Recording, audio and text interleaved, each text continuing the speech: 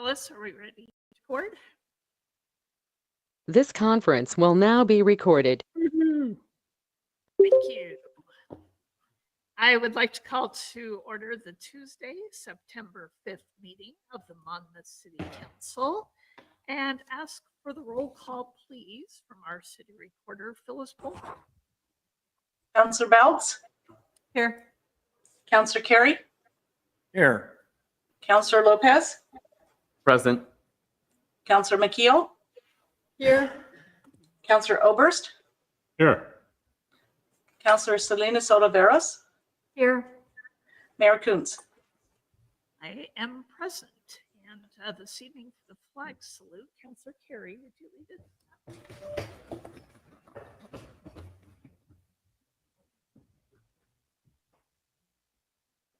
it? Pledge allegiance to the flag of the United States of America and to the republic for which it stands, one nation, under God, indivisible, with liberty and justice for all.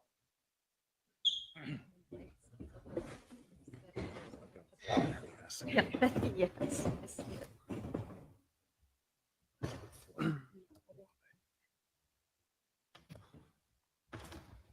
All right, thank you. This evening we have our regular city council meeting, followed by an urban renewal agency meeting. During the city council meeting this evening, we have our under our business agenda, we actually have a public hearing.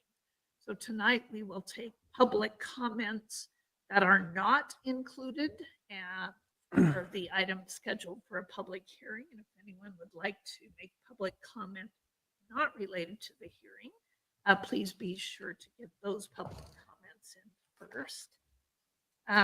But we will start with our consent calendar, and that consists of our last minutes, the minutes of our last meeting from August 15th. Were there any additions or corrections to those minutes? None? I move to accept the consent calendar. Thank you, Councilor McKeel. Second. And thank you for the second, Councilor Salinas Oliveros. All in favor, please signify by saying Aye. Aye. aye. And seeing none opposed, we will move on to those public comments. This is for items not on the agenda, and I see a comment by Bill Foster. Bill, can you please join us at the table? Let us know the city where you reside. Good evening. I think most of you know I'm Bill Foster. I'm here tonight just to thank you for your support of Music in the Park. You've done that we started this in 2010, and you've been supporting it all along. Each year it seems to get more successful. The crowds are getting better. We seem to be drawing a few more people from distance away. Having from Eugene, over on the coast, coming to here. We average probably 250 to 300. This is the last concert we had about 450. People just didn't want to go home. It got pretty dark, but it was good. But I just want you to know that we do appreciate what you've done for us. And yeah, it was fun. I think we bring a lot of people into the community that wouldn't normally come. So we get some outsiders here. So good tourism in that sense too. So other than that, that was it. You made it better as well, Yeah. Bill. Been wonderful. Yeah, thanks to Thank you. you, Bill. Gotcha. Thanks, Dale.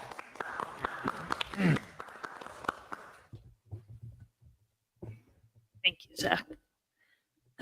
This evening, I would also like to start off our meeting with a proclamation. The National League of Cities, of which we are a member, is working with an organization called Attendance Works to bring attention to the issues and concerns of K through 12 students and attendance in school. So along with our partners, the City of Independence and many of the other agencies and our central school district, I would like to proclaim September 2023 as Attendance Awareness Month. Whereas the nation is experiencing a school absenteeism crisis brought on by the COVID-19 pandemic and other challenges that have eroded positive conditions for learning at school, including physical and emotional health and safety, a sense of belonging, connection, and support, academic challenges and engagement, and adults and peers with social emotional competency to motivate students and families to show up and engage. And whereas reducing chronic absence, which is defined as missing 10% or more of school for any reason, requires taking a comprehensive trauma-informed approach that starts with prevention and early intervention, including developing routines and trusting relationships that create a sense of belonging rather than responding with punitive action, which research finds is not particularly effective. Whereas improving attendance and engagement takes schools, families, elected leaders, and other community partners working together to rebuild regular and trusting communications and to identify and address barriers to being in school. And whereas taking attendance daily in a caring, consistent manner is essential to identifying when students begin to miss too much school and for engaging students and families as early as possible with needed supports and resources. Now, therefore, be it resolved that the City of Monmouth, Oregon stands with the nation in recognizing September as Attendance Awareness Month. We hereby commit to focus on reducing absenteeism and addressing the factors that cause students to miss school in order to ensure all children have an equitable opportunity to learn, grow, and thrive academically, emotionally, and socially. We recognize that we must work together to build an engaging school environment that motivates attendance and sends the message that learning can and must continue. Specifically, we at the City of Monmouth will affirm the importance of showing up and engaging in school and discuss with students and families what is needed to make showing up to school worthwhile. And that will be dated today, this 5th day of September, 2023. And as I say, our other partners will be making the same proclamation. Our public information officers have engaged in some group activities that we will be pushing common messaging out throughout, not only this month, but again in the months when attendance declines typically. So thank you for that. Yes, Councillor Carey. One of the notes and one of the clauses in there talked about removing barriers to attendance. And while it's primarily, it seems to me, a familial issue, it might be that you could pass on to the school board that if they identify things that the city could do to remove from our limited involvement, if they could pass those forward, there's probably someone that could bring that message forward, I think. And we would certainly be anxious to entertain that. I think that's what this group is doing. We will be doing some of that. We already know through recent surveys that students are using the trolley to get to school, that potentially that's a barrier where they might have, not been able to walk that distance in the past and not had parent transportation or had a schedule that didn't allow for the use of the bus. For example, some of our students that do before or after school activities. And we know that that's been helpful. So I think we can identify more things the city actually can participate in to help them. It'd be interesting to track that trolley use because, during those transit times, Yep. maybe put a third one on, before and in the morning and if we're getting ridership that would drive that, but that might be something that would help. It's called a tripper. Think of a tripper. Yep. Tripper.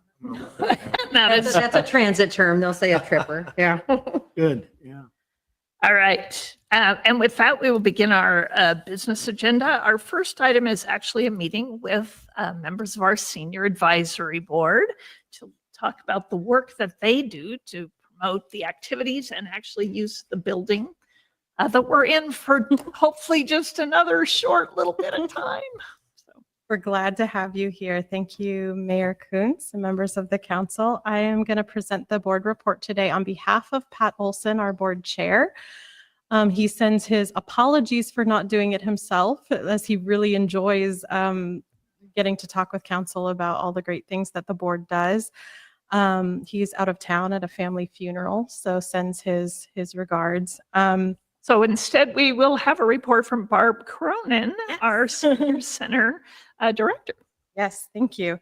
So I just wanted to chat about some of the things that have been going really well and just talk a little bit about the board as a whole. We have a full, very active board that cares a lot about the community. It's a very community-minded group of people. They are very focused on issues that affect seniors. They're constantly looking for resources, suggesting ideas for programming, researching legislation and policies that affect older adults.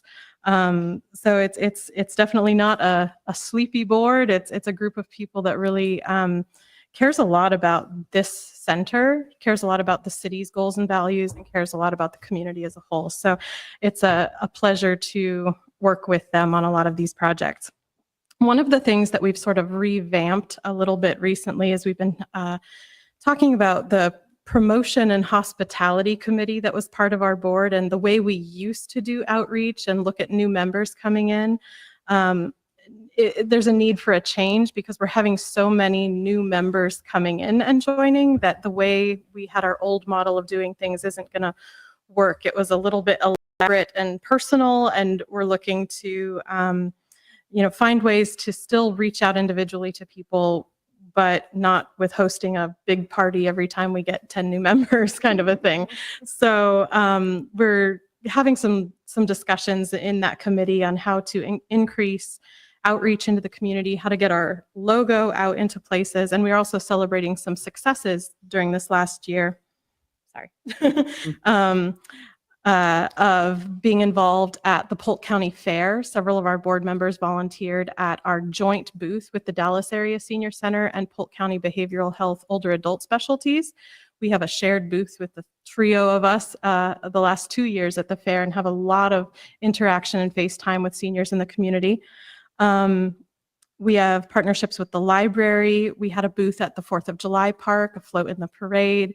Just from the weekend of the 4th of July alone, we had about 14 or 15 new members join just from showing up at the park and filling out a registration form. And I would like to add the majority I've seen come back to actually do things at the center, which has been nice. We've been in the newspaper a little bit more often, sometimes just with ads and sometimes with articles in the senior living issue that comes out every fall and spring. We'll continue our partnership with Western Oregon University in a very strong way, working with students, not just in practicums, but sometimes working with whole classes to move projects forward, like our age-friendly initiative. We're hoping to continue to partner with them in the future, in this future class that's coming in to keep that going and keep the action plans and forums going to gather information from people in the community. A couple of the other things worth noting, just off the top of my head, they held elections in July, and just to let you all know, Pat Olson remains the Senior Advisory Board Chair.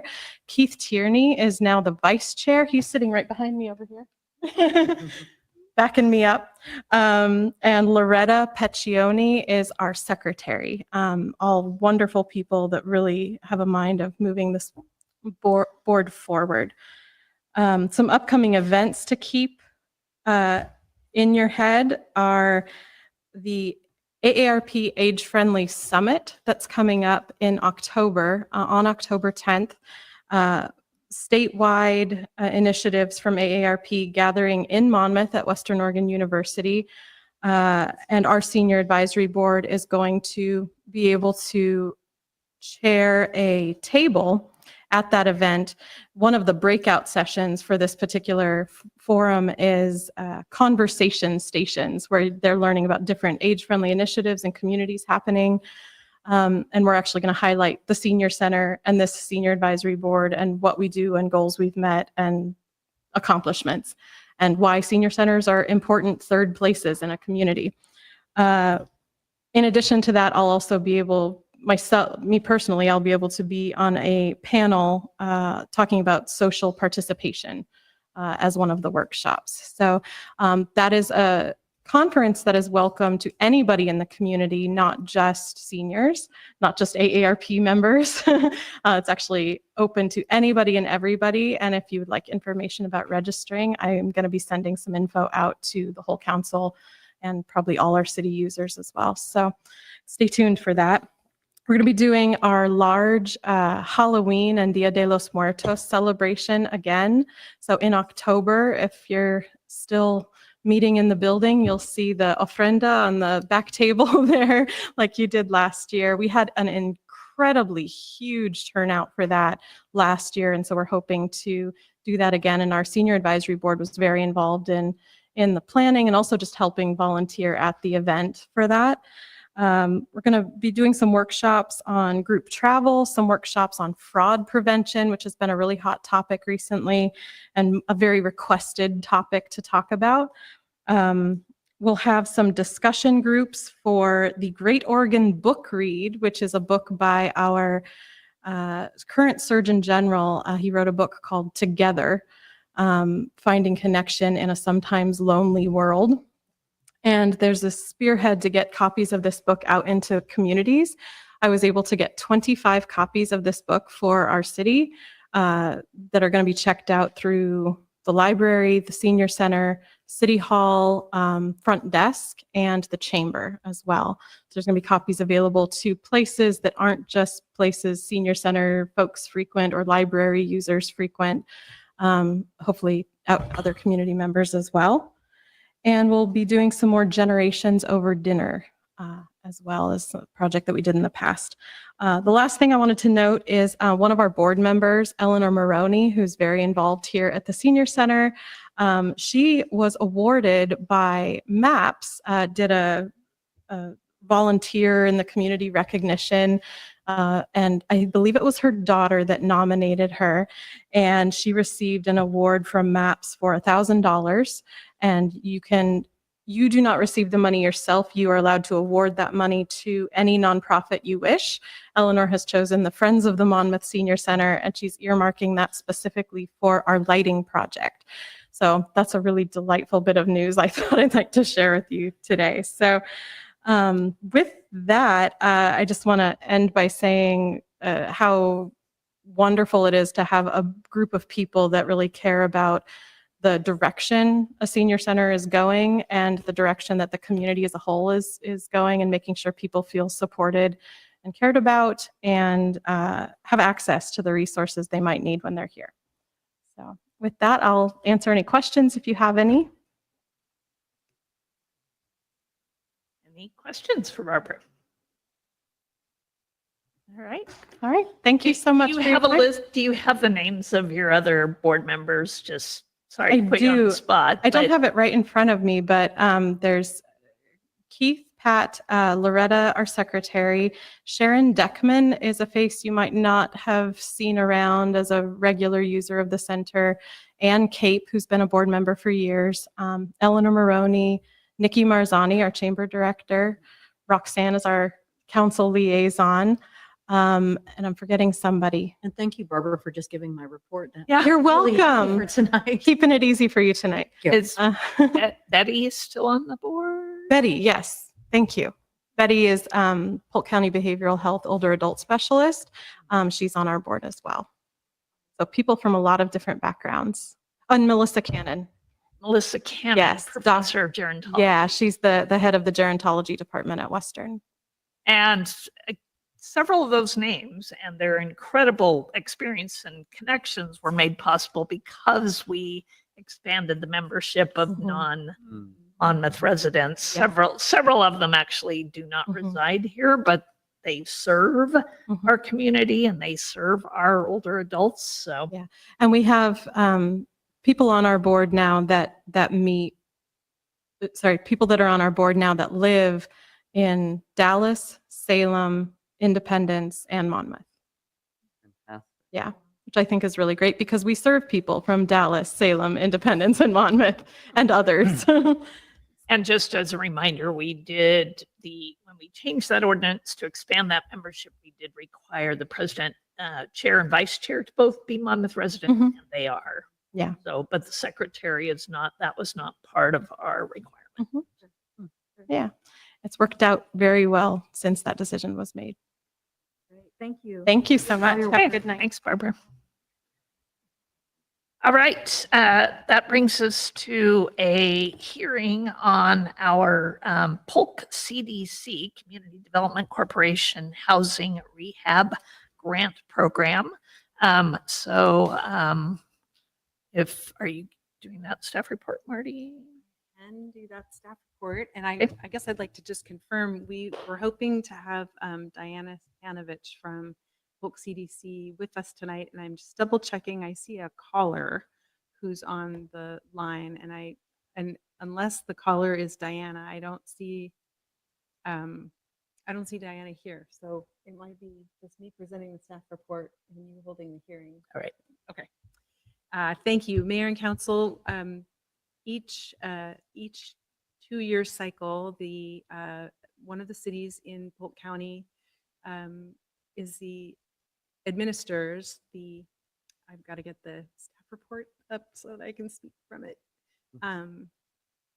We're members of the I think it's called Polk Regional Collaborative, and we have been the administrator of the housing rehabilitation grant loans that are awarded to the county by HUD. And so over the last 2 years, we've been administering the grant and in contact with Polk Community Development Corporation, I just mentioned. And one of the requirements for closing out the grant is for just as you open the grant cycle by accepting the grant, and for us to be able to receive it, you're asked by HUD to have a closeout hearing, and then the next city will take over the administration of the grant. So we're asking you to take that action tonight. And I checked on the last time that you held this hearing when Monmouth was administering the grant, and there wasn't actually a motion, but it was about opening and closing the hearing so that this properly noticed hearing could take place. All right. With that, I would like to open a hearing to conduct a review of the closeout of the CDBG grant through the Polk Regional Collaborative, focusing on providing housing rehab loans through Polk CDC, Community Development Corporation.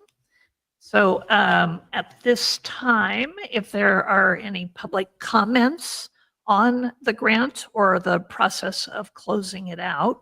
And a reminder, this is not, we don't get the money. This isn't anything the city does. We are a fiscal sponsor, and that fiscal sponsorship rotates among jurisdictions in Polk County. So sort of each of us takes a turn being that fiscal sponsor, and this, as Marty said, would release our obligation as the fiscal sponsor, and Polk CDC will go to Falls City is next. So that's great because AJ Fiscoli needs some more grants to sort of administer. Are there any questions or comments from council first before we see if there are any public comments? Councilor Carey. One of the reasons for closing this out, I would guess, I don't recall the last time that we did it, would be to get a sort of a summary of what has happened and to do our due diligence to the Polk Community CDC. Development Corporation and provide our our feedback and suggestions for future use. So that's lacking today, but I would hope that we could invite that person back to deliver that sort of. If we can close it out, as far as I'm concerned, but because that's just a formality, I believe. But I think that we would all benefit from a report on that, and the scheduling mix-up should not deny us from that. Thank you for that comment. And I meant to also close out my staff report, which was probably briefer than it should have been in terms of detail, to let you know that I'm going to be requesting a report from the Polk CDC executive director so that you know about the grant activity and location of where grants were awarded. And I don't know of any other administrative actions that are needed to be able to close out, but you do deserve a report. So I'll see. Mhm. And for the members of the audience, what this is, it's a loan program for people that would like to upgrade their housing situation. They need assistance with a roof, assistance with a power or electricity or something, something to make their dwelling more inhabitable and to continue it. That's what's provided. So it's a very valuable program, especially in this housing crisis that we're in. Let's maintain what we have and enhance what we have. So that's the deal, and that's what this is about. And it's a good program. It makes a lot of sense. Just for your Yes, Councilor Lopez. Councilor Carey, it seems like we're very much aligned in our desire for more information there. Building on Councilor Carey's ask, I'd love to see some data, both generalized data of activities in the past 2 years, and also data specific to our Monmouth community here. I'd love to see Polk CDC and how they're operating here in our town. I know that their representatives have met with us, both as a group and individually, a number of times in the past few years, which has been very helpful. But having that hard data at the end of a closeout period would be excellent. I believe Diana Satanovich, the Polk CDC Executive Director, is on the phone with us. Wonderful. Diana, can you unmute and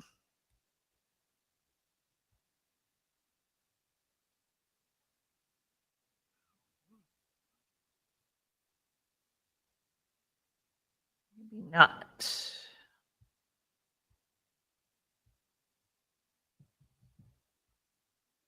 All right. Phyllis thought that she was available to speak to us and perhaps not available at this moment. In the interest of keeping the Yep, I think meeting going, I will reach out to Diana and get a report and be sure that you Yeah. know about what our grant activities have been. Yep. Great, thank you. Thank you. Okay, thank you. And is anyone here to comment on this grant program? Seeing none, I will close the hearing and we will get a catch up later. But, thank you, Marty. And thank you, Diana, if you can hear us. All right, our next agenda item is actually another public hearing. And this hearing, Suzanne Duffner will be our staff person.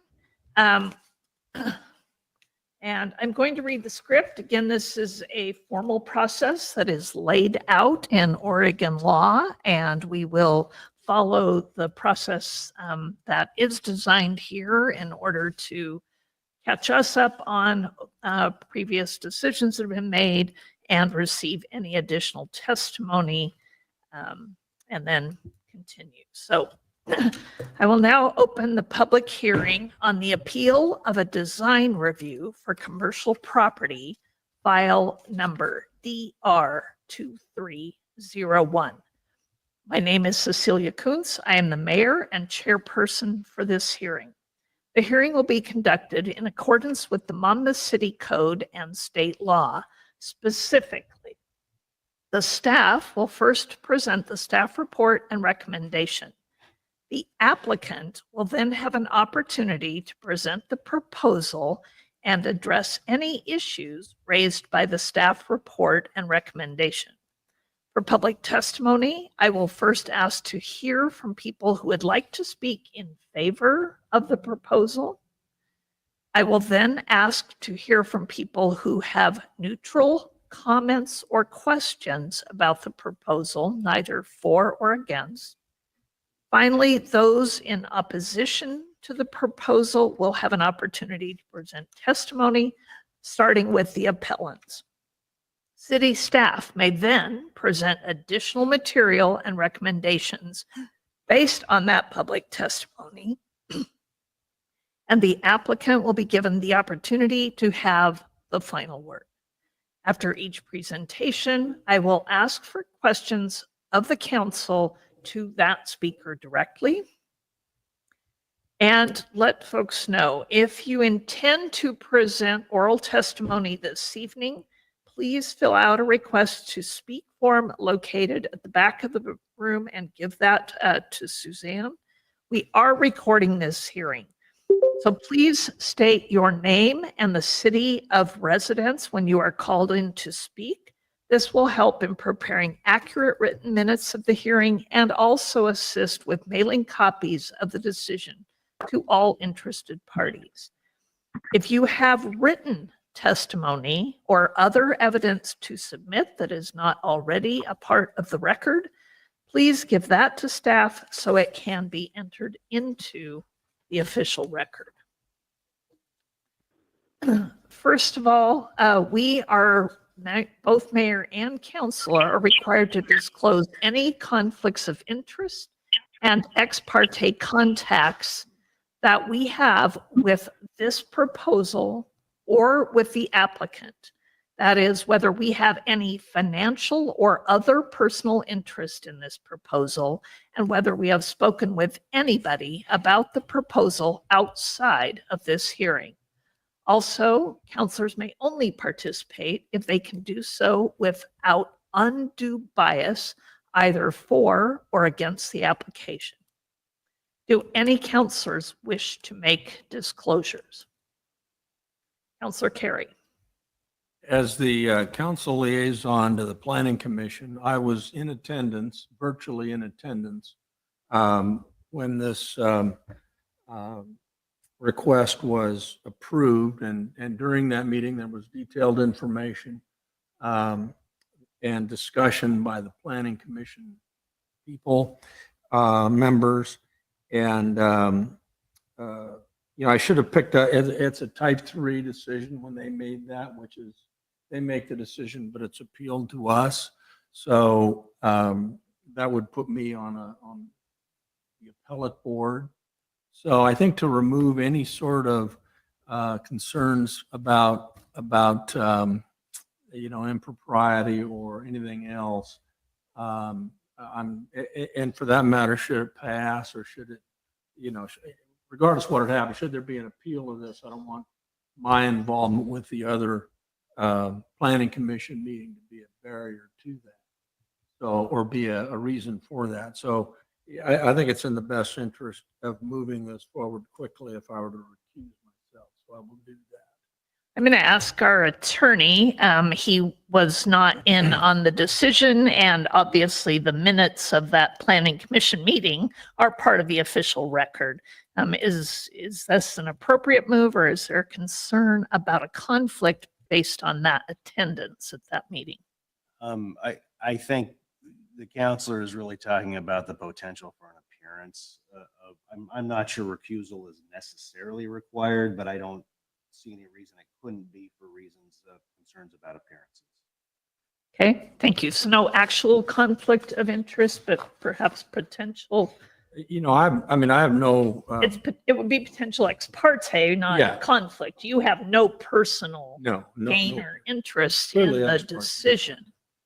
Potential ex parte contact. Okay. Does anybody have concerns or comments about that? In that case, you do not need to recuse yourself, so we're not going to ask you to leave the room. No. But you will not participate in the discussion. All right. Glad I can stay in the room. Well, sometimes you wouldn't be able to do that. Can't watch the ball game, sorry. Are there any challenges from the audience as to conflicts of interest, ex parte contacts, or bias related to any member of the council other than Councilor Carey? Okay, seeing none. So state law also requires me to tell you a number of things at the beginning of the hearing. First, the applicable substantive criteria that apply to this application are contained in the written staff report and will be identified and discussed in the oral staff report. Second, testimony, arguments, and evidence must be directed towards these criteria or other criteria in the comprehensive plan or development code that a speaker believes apply to this application under ORS 197.7635B. Third, failure to raise an issue accompanied by statements or evidence sufficient to afford the decision makers or other people an opportunity to respond may preclude appeal of a decision on this application on that issue. That is under ORS 197.7635C. And finally, to the applicant, failure to raise constitutional or other issues relating to proposed conditions of approval with sufficient specificity to allow the city to respond to the issue precludes an action for damages in circuit court under ORS 197.7963B. So at this time, I will have Suzanne Duffner, our Community and Economic Development, present the staff report. Okay, thank you, Madam Mayor, and good evening, members of the City Council. Here to present the staff report for the appeal of design review, case number 23-01. This is an appeal of an application that was made by Diana Bransky, who is also represented by Jason Bransky. The request is to establish a food cart pod with room for 8 food carts and construct related site improvements and amenities. The property is located on tax lot 9,000. Generally, this is located on the northwest corner of Pacific Avenue South and Madrona Street. It's where locals would recognize as the former Rocket Auto Repair shop site. The zoning on the property is commercial highway, and it's located in the Pacific Highway subdistrict. Property is just a little bit short of a half an acre in size. And this is, according to our code, what we call a type 3 action. So these type 3 actions are quasi-judicial, where the Planning Commission makes initial decision.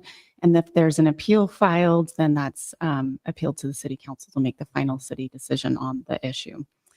Planning Commission did hold a public hearing on the application on August 2nd, at the conclusion of which they did vote to approve the application subject to conditions of approval. So we did receive an appeal, and I'll outline those reasons for the appeal here shortly. Just a little bit more background information. Sorry, I just realized tonight that this was a leftover label on the slide from a previous design review. So disregard the case number here. It is still design review 23-01. This aerial photo just shows the subject property, tax lot 9,000, highlighted in blue there, the corner of Highway 99 and Madrona. So across the street from Dairy Queen, and you can see the property surrounded by primarily commercial highway, mix of commercial highway uses to the north, the east, and the south, and then to the west, there's an existing manufactured home park. The property, as I mentioned, was the former Rocket Auto Repair site. There are actually 2 auto-related uses, service uses that operated historically out of the site. Hence the 2 addresses is 272 and 274 in that white rectangle that's pictured on the aerial photo. The northern portion of the building was used most recently for car detailing and car detailing sites. So those surrounding uses. The slide to catch up. So there's just a shot looking directly west at the site. You can see in the distance the existing building that's approximately 2,500 square feet, the 2 roll-up doors, and then the gravel lot that was previously used for storage of cars that were being worked on that is now vacant. The sidewalks have been improved as part of the highway frontage requirements. And there are 2 existing driveway access points, one on 99 and then one on Madrona. This is a site plan that's also included in your packets for the Planning Commission report as one of the exhibit maps. It shows the proposed layout of the food cart pod. So there'd be space for up to 8 food carts located along the west property line. The north arrow is pointing the wrong way. It's actually pointing west. But, and then you see the existing building on the north portion of the site. There's 7 proposed off-street parking stalls, and again, utilizing the existing driveway drops that are there now on 99 and Madrona.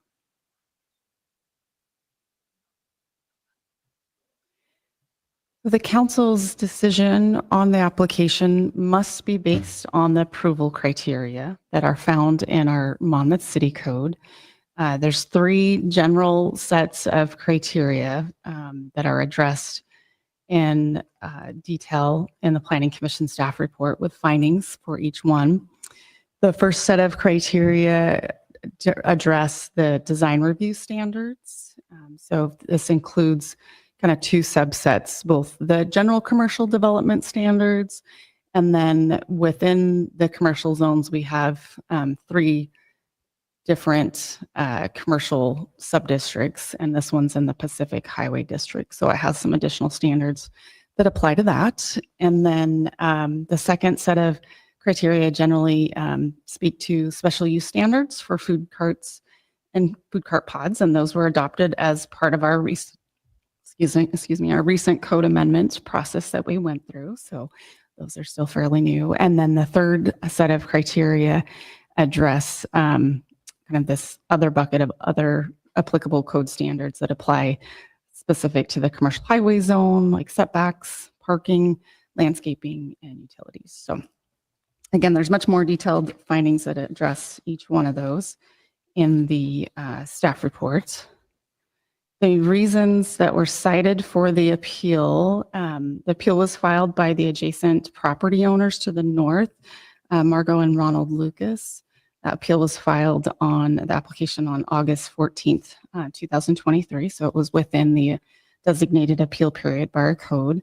There's a letter in the packet that speaks to issues of concerns about inadequate off-street parking and parking not being recorded, shared parking not being recorded under a shared agreement through a deed, and then design review criteria should be applied to the existing structure and insufficient notice being provided. So I was going to take each one of those and explain those in a little bit more detail, the findings in the report.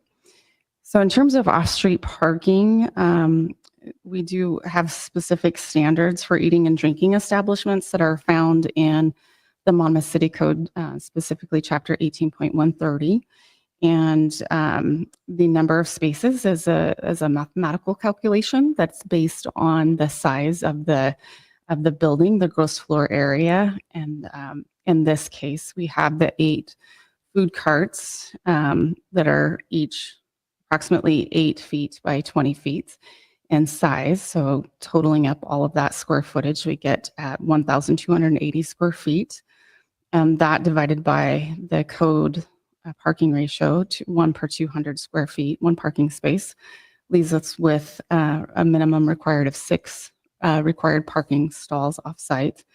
And in the applicant's site plan, again, 7 are provided. So staff has found that standard can be met. In terms of loading spaces, that chapter of the code also spells out when and how many loading spaces are required. In this particular case, for commercial industrial buildings that are less than 5,000 square feet in size, there is no separate off-street loading space required. So they're not required to provide off-street loading. And then in terms of shared parking, we do have a criterion under the design review that encourages shared parking between uses as a way to minimize unneeded or unused parking areas it's worded as encouraged and not required. But beyond that, we've shown that the applicant does meet the minimum parking on their own on the food cart portion of the site. So it's really not applicable in this particular instance. In terms of the design review standards, again, the appellant has stated that the design review criteria should be applied to the existing structure since there's a change of use. So the existing structure, again, being the auto repair building. The design review standards apply to portions of a building that are changing to the exterior generally. And in this particular case, there are no changes that are planned to the exterior of that existing building. So the owner is planning to add within the existing footprint, within the existing building, an ADA compliant restroom that the customers to the food cart site will be able to have access to, but there's no specific changes proposed for the indoor seating area at this time. There was, in the application, it was noted that there could be future plans for an indoor seating area. If the applicant chooses to pursue that, then there will be specific additional off-street parking standards that will come into play and also trigger building codes that apply to a change of use, change of occupancy permit. So that would be handled as part of a future permit. And then lastly, as part of the public noticing requirements, the appellant has stated that there was insufficient notice given and no notice was provided to parcels addressed as 210 and 230 Pacific Avenue South. The city's noticing practices is to use the mailing addresses that come from the Polk County Tax Assessor's records. So we did pull those in this instance when the application was deemed complete. There's an affidavit of mailing that's included in your packet as attachment 5 that shows the addresses that came up and the owner names as a result of that. And so we don't believe that there was an error in the addressing there. And we just would note, the purpose of providing a public notice is giving everyone that is potentially affected by the application opportunity to provide comments. In this case, the appellant was able to provide comments as part of the Planning Commission public hearing. So those were included as part of the record. We did receive a little bit of additional testimony after the initial staff report went out. There was a supplemental report that went out on Friday, September 1st from the appellant. It included some Google Maps that were aerial photos of the subject property and Drytown Tap Station. Included some information on business registration for a Precision Car Wash dated April 2021. And as well as a screenshot of a request for an appeal waiver from a section in the city code. There was not any additional explanation to those, so staff didn't provide any additional findings or rebuttal to that. And then city staff received email correspondence from the applicant dated September 4th. There's a copy of that's provided on your desk this evening. It shows a photograph of a new cedar side yard fence that the applicant is constructing along their north property line, the shared property line between the appellant and the property owner's property, to provide some additional screening and separation between the parking areas. And then in conclusion, the Planning Commission and staff recommendation is to uphold the Planning Commission decision subject to the original 12 conditions of approval noted in the staff report attachment 2. Council also has options to modify the Planning Commission decision, need to state what those proposed revisions would be, and potentially address findings for those. The third option is the council could overturn the Planning Commission decision, in which case we definitely would need to adopt new findings stating how the application does not meet the approval criteria. And then lastly, there's the option to continue the public hearing, either both the written and or the oral hearing to a time date certain to allow additional time for comment. And we just made a note. So there's a state law that we need to make land use decisions within 120 days based on when the application was deemed complete. We found that date to be November 9th. So we do have a little bit of time if needed, although it would delay further construction of the applicant. So I think that is everything that I have prepared for this evening for the slides. And I know we have both the appellant's attorney represented here this evening and also the applicant. So when you're ready to open the public testimony, and I'd be happy to answer questions you might have as well. Are there any questions of Suzanne? Councilor Lopez? Thank you, Madam Mayor. My question relates to some of the data presented. I want to make certain that within the structure of this hearing that this is the appropriate time to ask. It has to do with parking. If it's a question about the findings of the staff, absolutely. Thank you. Ms. Duffner, I'm a little bit fuzzy about the parking spaces and the number of spaces, how that translates to the existing building and the new development. Okay. In my notes here, it suggests that there are 7 spaces. Is that 7 spaces for both of the tax lots, or is that 7 new spaces that will be created as part of this development? Yeah, it's the latter. It's the 7 new spaces that would be marked out on the gravel portion, which they're planning to pave those, is my understanding. So, yeah, so there's actually additional room for parking on the north side of this property next to that existing building as well. Mm-hmm. And none of the proposed development will the proposed development compromise any of the existing parking spaces that are dedicated to the existing structure? They will not. No, they'll still share the main driveway off of Madrona, but yeah, it won't obstruct or block any of those. Okay, thank you. That concludes my question. Council, oh, no. Well, Yes, actually, yes, thank you for. Councilor Salinas Oliver. Thank you, Mayor, and thank you, Councilor Lopez. My question was about, if the parking spaces were in that gravel area, so thank you for answering that. And then, and it sounds to me like the structures that are there are going to stay there. Correct. Are they in use? Is one in use? Are they both in use? So the Rocket Auto Repair is vacant. That's 274, I believe. So that's on the south side of the building. And then 272 has been used for the precision car wash detailing at that site. It was my understanding from the applicant's rebuttal letter that it's just been more for personal use to work on their own personal vehicle, that it's not an active business, but that would be good to confirm, I think, with them as well when they come up. I was curious Yeah. about if Because you still see a sign. Yeah, if they're yeah. in use, if they're owned, is that why it's separated?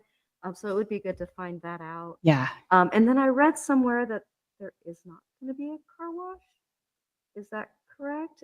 Or is that incorrect? So there was initially an application submitted for the vacant property across the street next to Dairy Queen, as that back driveway entrance to Bymar, Yeah, oh, okay. that there was going to be a car wash Okay, I there. see. That application's been withdrawn at this time. So hopefully it will come back in a Yeah. different form later. But yeah, it's not active at this time. Okay. Okay. No, thank you. Thank you for clarifying. Appreciate it. Okay, Councilor McKeel. Yeah. Actually, I just have this burning curiosity. The building will be changed to add an ADA restroom. And I was wondering why that is not considered changing the building. Uh-huh. Because the overall use is not changing. I mean, the existing auto repair shop has bathrooms in it now. So the change of use gets triggered when the actual building use changes as well. So it would be a very clear when they go to try to do indoor seating related to the food cart pod, then it will be, it would need to go through that change of use and then also have Oh, okay. additional parking at that time. They're So the not adding a bathroom, They're just yeah, upgrading it just- to standard. Got it. right, Okay. that alone does not trigger a change Okay. of use. Yeah. Thank you. I misunderstood. I thought they were adding a bathroom. Oh, yeah, sorry, and it is within the existing building and footprint, like it's not adding on Okay. exterior or anything. Thank you. No additional square footage. Okay, Councilor Lopez. Thank you, Madam Mayor, and thank you, Councilor McKeel. That prompts one additional question. If the lot is gravel, what is the function of an ADA bathroom? Yeah, so one of the conditions of the Planning Commission decision includes providing ADA walkways to the use. So yeah, so that there's an area, and it's a little hard to see. So the proposed 7 parking stalls will be improved as a asphalt surface, is my understanding. So so that, and then, yeah, there'll need to be from the public sidewalk on 99, an ADA accessible walkway made to the food cart pods and the restrooms, so to the existing building site as well. I don't remember which specific condition it was, but I'll look up and see what that is.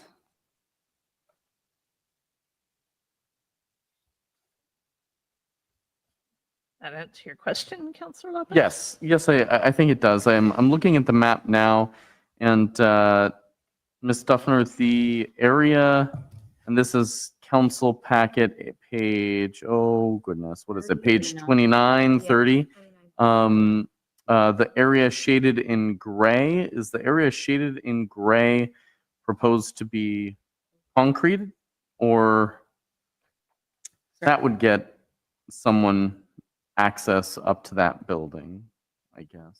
Yeah, so the lighter, kind of the speckled lighter gray area, that's where the 7 new parking stalls are, that's closest to Pacific Highway. So that's the area that's proposed for the paving. And then the darker gray would be the smaller gravel that's described in the applicant's application. And so they're not currently on the site plan showing that where that ADA walkway, that's going to be something that they have to demonstrate that they meet prior to building permit approval. So that's where we made it a condition of the design review approval. Okay. Just so long as we're not making an ADA bathroom and then not giving Yeah, access to it. individuals access. Very contrary to the, yeah. Councilor Belson and Councilor Oberst. I just wanted to note that mobility scooters or mobility devices can circumnavigate over gravel. And so even if it were gravel, not all, but many, and I just looked it up just to confirm. It says these include concrete, asphalt, gravel, tile, and most other flooring types. So I think mobility scooters device were could. only part of my concern. No, I mean, it would be lovely if it was smooth and wonderful. However, if they're It putting meets it in, ADA standards. it meets ADA standards. So. Councilor Oberst, Is one of these parking spaces an ADA accessible? can you speak in your microphone, please, so that it records better? We need to all be more mindful of that. Thank you. Yeah, right at me. Yeah, so it's my understanding that the ADA space will actually be made on the existing paved parking lot improvement, so in front of the existing building. So it will free up the 7 spaces that are proposed for regular customer, parking. Pretty sure we'll make sure it meets ADA standards. All right. Seeing no other questions of staff, we will move forward. And at this time, I will call forward the applicant and be prepared to any others in favor of this application. Please come forward, speak, state your name and city of residence for the record. My name is Jason Bransky. I live in Monmouth. Go ahead. She did a really good job. explaining pretty much everything. So you brought up the fact that I did create 7 parking spots for the new development. That lot has never been used for anything for storage. So that's why there was never a change of use application, because it was never really used. But because the lot's owned by my mom, we're using shared parking. So our ADAs will go in front of the existing shop. We're using planter boxes as separation, so there'll be walkways in between. We're asphalting almost 2/3 of the lot. So from the end of the shop straight down all the way to the access to Madrona. We're creating that as for those parking. And then the planter boxes will be heavy, but we'll be able to move them in case one of the carts, and that's the biggest hurdle, was trying to create something that's appealing to, people coming into town, but not doing it so if somebody decided they wanted to leave, that they're stuck. And so everything has to be kind of mobile. And so that's what we're doing, park benches and individual umbrellas and things of that nature. So down the road, if we do decide to convert the shop into indoor seating, that will be a totally separate thing. And yes, we would do the change of use because that was a mechanic shop. The Oregon Department of Health requires hot running water, and that's why we're opening the shop for the bathrooms. So because we do have hot water, and they already are ADA compatible, compliant when we built the shop in '95. So, but yeah, she pretty much did everything for me. Are there any questions of the applicant? Councilor Salinas Oliveros, was your question still applicable? No, that was a really nice explanation. I can see where you have the division and the planter boxes. It actually seems to be even a little nicer than there's food pods in South Salem off of Kubler. And Oh, really? yeah, and it's almost heading to the freeway. It's past Walmart. It's I on your haven't even right. noticed them. And there's a food cart, kind of what you're thinking of Okay. here. But this one does look very structured. They're kind of in like a U shape over Okay. there. But that's what this was reminding me of. And it seems to work well in that area. And thank you for clarifying about the shop. I was really wondering about, those buildings and Right. are they staying? Who's, Yeah, they're saying, and then the detailing, for 4 years, I detailed every weekend. And so I did it on the side. I don't anymore because I stopped for a year and I'm getting older and it hurts. And so now I just do it for like my family or my friends. Sure. But it's not a business that I'm running constantly. No, thank you. Thank you for clarifying. Other questions of Mr. Bransky? All right, thank you. Thank you. Get a chance to speak at the end again. So please stay with us. And now an opportunity for anyone else who would like to speak in favor of the application. Yep, come on up and state your name and city of residence for the record, please. My name's Eric Brown. I live in Monmouth. Some of you know me. I own the donut bar right here by the college. It's a big green food truck. We've been there about 4 years. We built that little food court and just ran with the COVID, ran with COVID. And so it was a tough but interesting learning experience over the years. And recently we've parted ways with new church leadership. And so we're going to be leaving that lot. We sold one of our other businesses and we really just want to, 4 months out of the year, those kids are gone.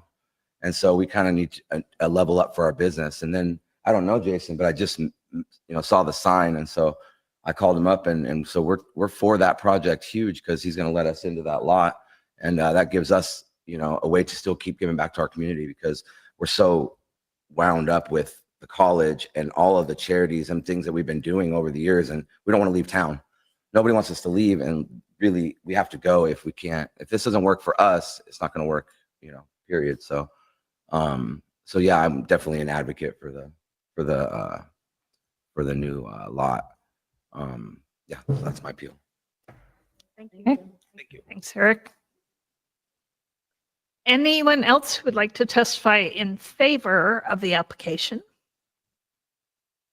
All right. At this time, then, we take testimony from anyone who is neutral, anyone who is neither for nor against this particular project. Is there anyone in the audience that would like to speak to that?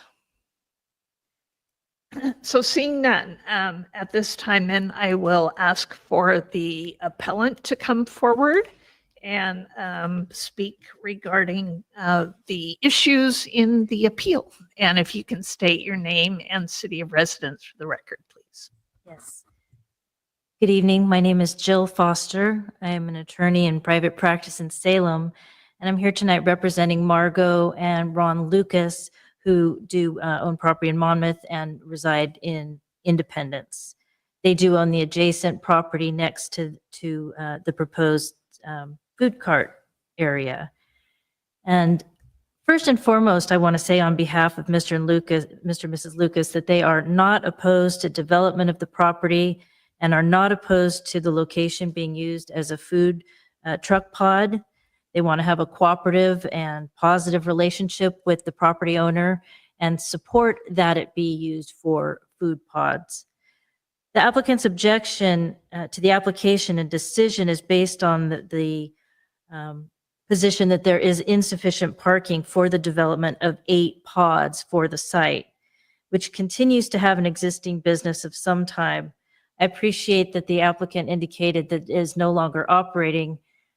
However, the information I've been giving is that the many cars in the business ceased the day of the last hearing, and it has been an ongoing issue. And that was their concern, is that parts delivery for the ongoing business continued to use their adjacent property for parking. When there was cars there, just a delivery driver would come in and stay there. Even if it wasn't a long-term parking problem, it was a use problem, which really raises their concern about 8 truck pods operating on this very small space and limited parking for that many spaces, that their parking will end up being used for delivery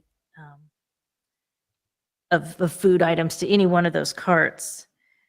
The appellant challenges the finding that the parking ratios should not be considered for the shared bathrooms. It continues to be their position that there may be an operating business, and if not, it's only used for the hot water and the bathrooms, then the appellant argues that the council should look into that footprint to be considered if that building is being used. I believe it's a little short-sighted to just look at the square footage of the food trucks themselves. The application does not refer to seasonal seating area, but includes year-round tables. And in fact, a condition of approval addresses the installation of picnic tables and of umbrellas. And if the existing building is used either as a shared building, or if it's not shared, if there's actually no one present, still that building footprint should be considered, as well as the footprint for any seating area. If we're looking at a site plan, the site plan requires that decks be included, and we'd argue that this is akin to looking at decks. People that will come in there will use a space beyond the footprint of the pods themselves. And so the parking issue also involves more than just the convenience of those neighboring properties, but the consideration of safety concerns as it being on Pacific Highway. If there's a very limited parking and a need for any kind of loading to go on. The appellant would request that the council modify the decision to address the accurate square footage usage and look at the footprint of that existing building and any seating areas to determine if this really is sufficient parking for the use of this space. And would look into the factual background of whether this business is in fact being used or not, because that makes a difference of whether we look into that use and other cars that are coming and going for that. So it's the appellant's position that this is a good use of the space, but to have 8 food pods in that small area with such limited parking causes an undue burden to the neighboring properties, and is just insufficient for the amount of usage. With that, I'd ask open for any questions. Thank you. Questions for Ms. Foster. Counselor Salinas Alvarez? Yes, yes. Thank you for being here. I guess on the map, I'm trying to picture the adjacent property that you're talking about that would be affected. Is it closer to Madrona or is it on the other side? On of the other side. Buildings? On the other On side. the other side of the Mhm. buildings. Okay. And then you're talking about the insufficient parking. I mean, I know Madrona on the side can become congested, but I've seen a lot of people park just on that street. I could see that being used as well for the pods since it's, I mean, it's temporary. You're ordering food. Some people will stay to eat their food. But when I think of the pods that are in South Salem, it's even the space itself is even smaller than this. And I've never seen it really congested. And they do So have an Counselor Salinas Alvarez, this is for questions regarding the facts of the case. So we'll have deliberation. Okay, excuse me. I'm sorry. I was wondering where the adjacent property was, and my understanding that those buildings could in the future be used. Is that It could be if there's a availability and not to go Is beyond that the one of specific question. concerns that they're not being used right now, or that they couldn't? They haven't, it's my understanding they haven't been able to be used because there have been cars in the lot for storage or parking there for whatever business was operating there. And with respect to its Beehive out in South Salem on Wiltsey and Commercial, I live less than a mile from there, and I can tell you on a sunny, beautiful day, the lot, which holds probably upwards of 25 cars, is to capacity, and the boat repair and mobile home storage behind it is used at times. And that's not to say this isn't a great use of the property, but it's going to have an impact on surrounding business based with the tight quarters. Well, thank you for clarifying where the adjacent property and the concerns with the building. Yes. Okay, thank you. Counselor Lopez? Thank you, Madam Mayor. And thank you as well for your presentation this evening. Regarding property and the historical parking concerns, I recall when Rocket Auto was there, that lot was often jam-packed full with vehicles. And I would see people trying to go in and park. Is there a historical record of parking issues from this property, or is this just looking forward? Was that a problem in the past when Rocket? That's exactly the problem that the appellants, Mr. and Mrs. Lucas, have raised, is we've already had problems when people can't pull into the lot, they come into our lot. And mostly it's been parts delivery or, people not knowing where to park when they come in there. And, that's not necessarily a negative, but that's been the history, and we believe it to be same owners of this property. And that's why I say that the Lucases want to have a good spirit of cooperation, but are concerned that it's going to be very difficult with 8 pods and only 7 spots when one must be an ADA spot, which will require sufficient space for usage. Yeah. Okay, thank you for clarifying that for me. And can I ask, what do the applicants use their property for? I'm not picturing exactly what their property is used They have for. a business there that's currently used for private events. They hope to do a change of use and develop it as well, but believe it'll be compatible with the food pods.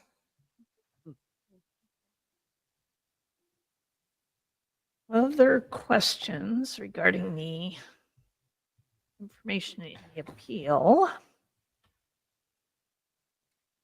And it sounds like there were sort of several issues raised, including some in materials we just received last week, but I'm hearing you really say that really the parking and encroachment might be the biggest concern of that. Yes, I think some of the other issues that I wasn't on board at the time with that being presented, but I think as I look over the criteria, the only issues are compliance with the criteria.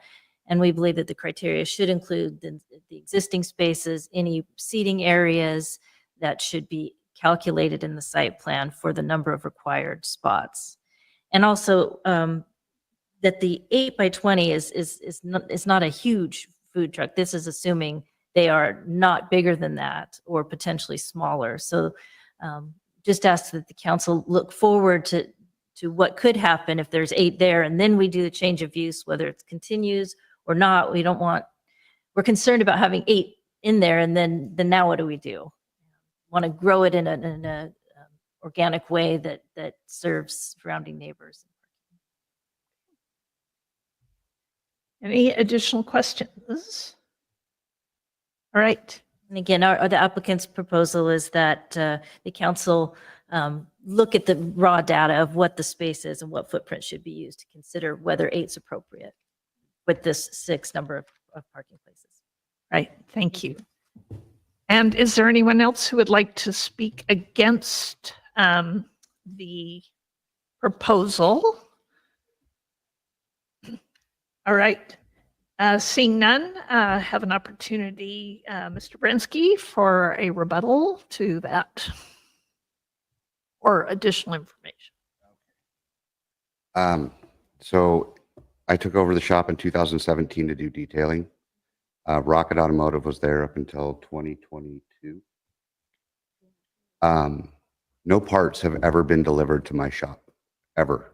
And I only worked on the weekends because I have a full-time job. Whether that happened with Rocket, we solved that problem because he is now in Salem. So there have been no parts being developed. The only person that I've ever seen park in that lot come over to our side is the mail person. They get out the mail, they walk across, drop it in our 2 shops and leave. But even they, most of the time, will pull in, cut through our property and then go down. Rocket Automotive had 54 cars at one point on that gravel lot. So a half acre can hold a lot of cars. The 7 spots that we're providing do not include the spaces that are in front of the existing buildings, which Rocket had 5 stacked next to each other across that. And that carport that's existing, that's just the 2 I've always had. If I did detail, it's 1 car and my truck. People leave it and they go because I work on them for anywhere from 4 to 7 hours, 8 hours. You know, I detail the car and then I call them, they come get it and leave. So, and again, I'm not doing that regularly anymore. Her complaint about people accessing that lot and then coming to our shop is never founded on anything. The only people that have ever done that, and Margaret actually yelled at my sister, is my 2 sisters, because they would back into her lot, unload the garbage into our dumpster, and then leave. That is the only time anybody has ever parked on her lot and accessed ours. And if they do it while I'm not there, I wouldn't know. But it's pretty much open 5 days a week with nobody there. I did build a 6-foot cedar fence that starts 15 feet from the sidewalk. It's 6 feet on our side, and it goes all the way until the buildings start. So there's now a definite separation. There should be no reason anybody pulls up into that lot and thinks that they should have access to ours. So that was my corrective action so we can get moving and get this food cart pod developed. I have 17 people that want in on it, and we have 8 spots. And so there may be room for another one, you know, down the line at a different location. But we'll talk about that when that happens. So, Any questions about that testimony?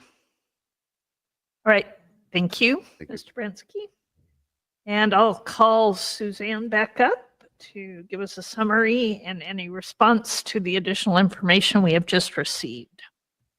Thank you. Yep. No, I think the issues were laid out well, and I don't have a lot to add other than just maybe to provide a little bit more factual information on the total parking requirements. There's been a bunch of numbers tossed around that 6 is the minimum for the food cart pod based on how we calculate parking for the uses based on the gross floor area of the buildings themselves. But I didn't explain what the existing parking is for the existing building. So for auto repair and service shops, they have a different parking ratio. It's 1 per 650 square feet. So based on a 2,500 square foot building, they're required to have a minimum of 4 parking spaces, which I'd mentioned there is an existing paved parking area there that has capacity to handle 5 to 6 stalls there. So they're, again, over the amount that's needed for that particular use for auto repair for the existing building. Again, we'll have to evaluate that if and when that building goes through a change of use, but it does meet the criteria now. I think that were definitely valid concerns about circulation on the site when it was an auto repair and the gravel lot was packed with cars. It was difficult to get on and off the site.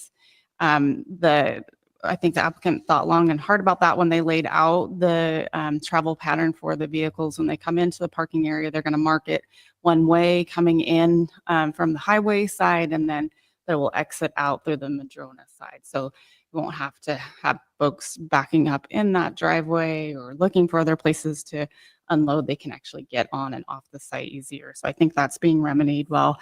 I heard some confusion about the location of the ADA space. Again, that is located on, it's not one of the 7, so it will be the shared ADA space between the 2 uses.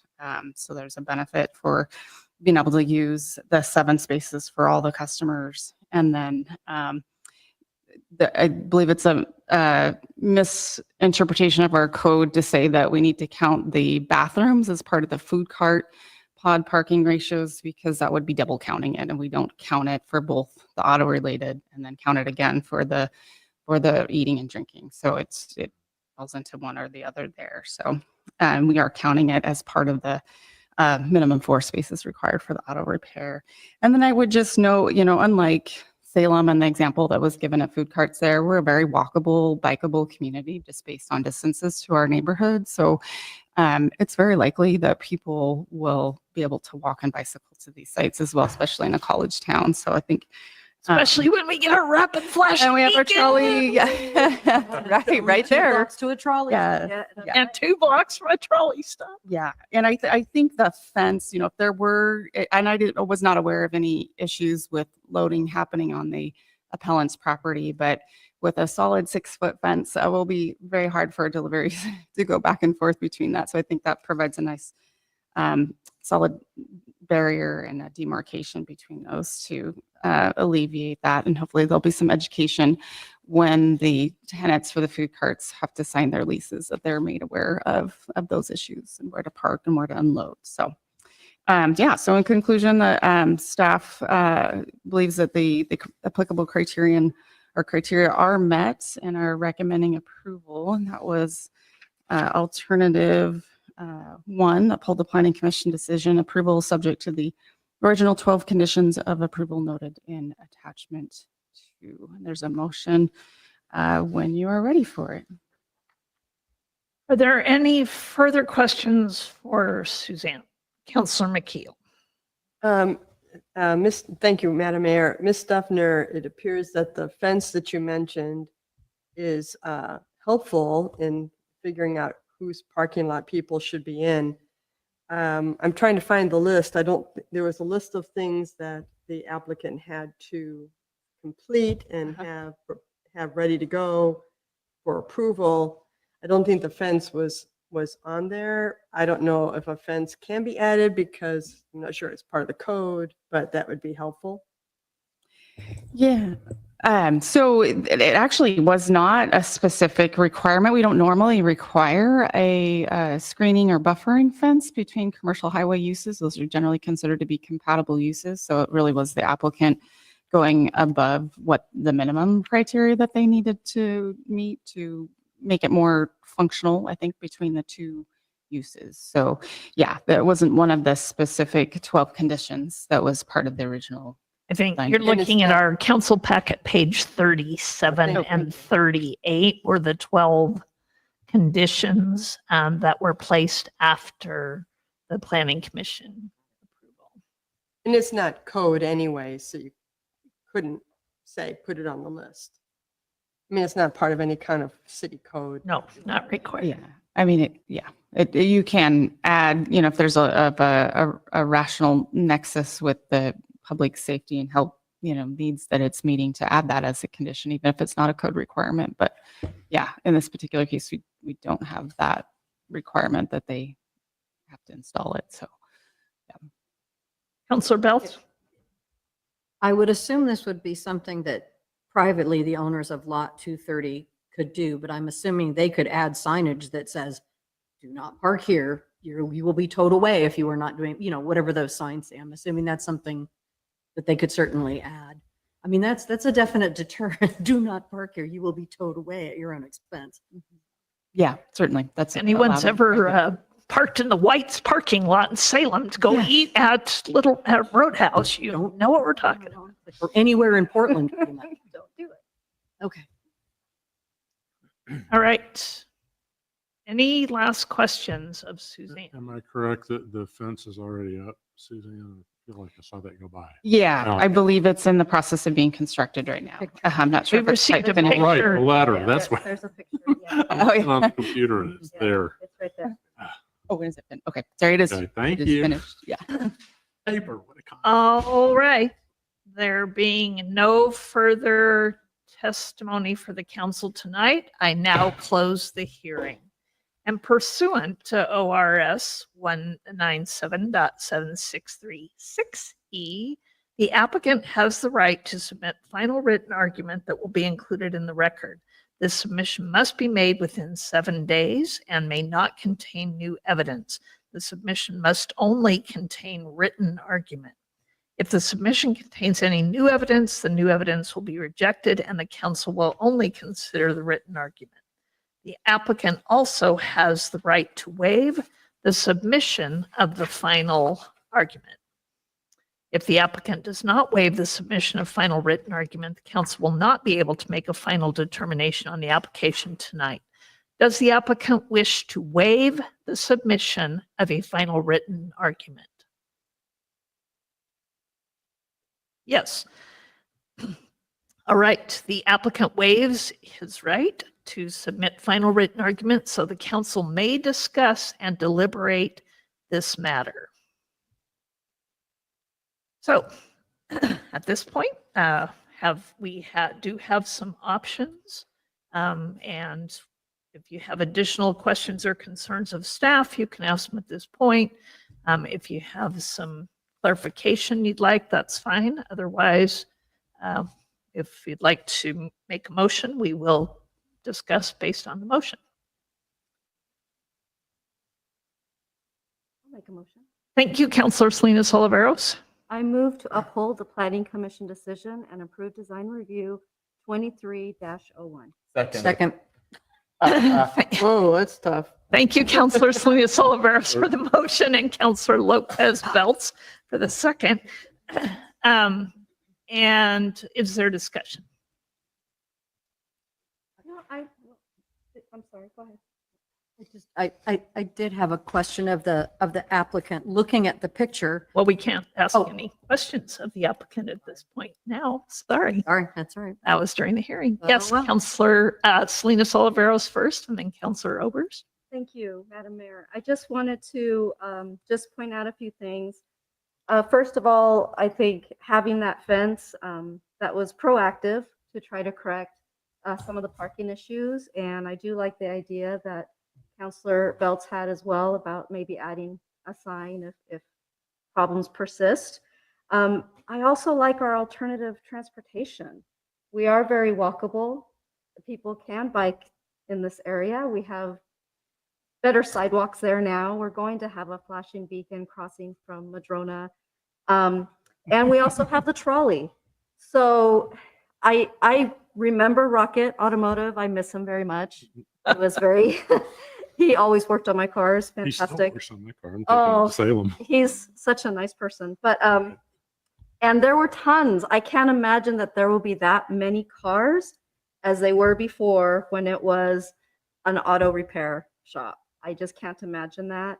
Considering that most people are going to go visit these food trucks, get their food, and leave. Some might stay and sit for a while, but it's temporary. It's temporary enough that I can't imagine there being a parking backup or a traffic backup, because you also have Madrona where you can park as well. I also appreciate the one-way traffic designation for safety, coming in on 99, coming out on Madrona. I think that's a really nice idea. And looking at the design, it actually looks better than the beehive pods in South Salem. It looks 10 times better than what's there. So, you know, with everything that's being put in place to try to make this a usable, safe, fun space for people to use and hopefully have cooperation in that, I really appreciate that. So those are just my 2 cents. Thank you. Counselor Oberst. So the thing that stands out to me is we don't really have a parking standard for food courts. And Can you speak up or end your microphone? sorry, I'm never asked to speak up. My goodness. So we don't really have a clear standard separate for food cart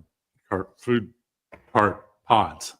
And I think that taking the square footage of the carts and using that as a standard makes good logical sense to me. To try to factor in picnic tables and so on, are they going to be used or not? How many they're going to be, I think is a little bit of a stretch. As I mentioned, I used to take my car to Roger when it was Rogers and to his kids when it was Rocket. Still do.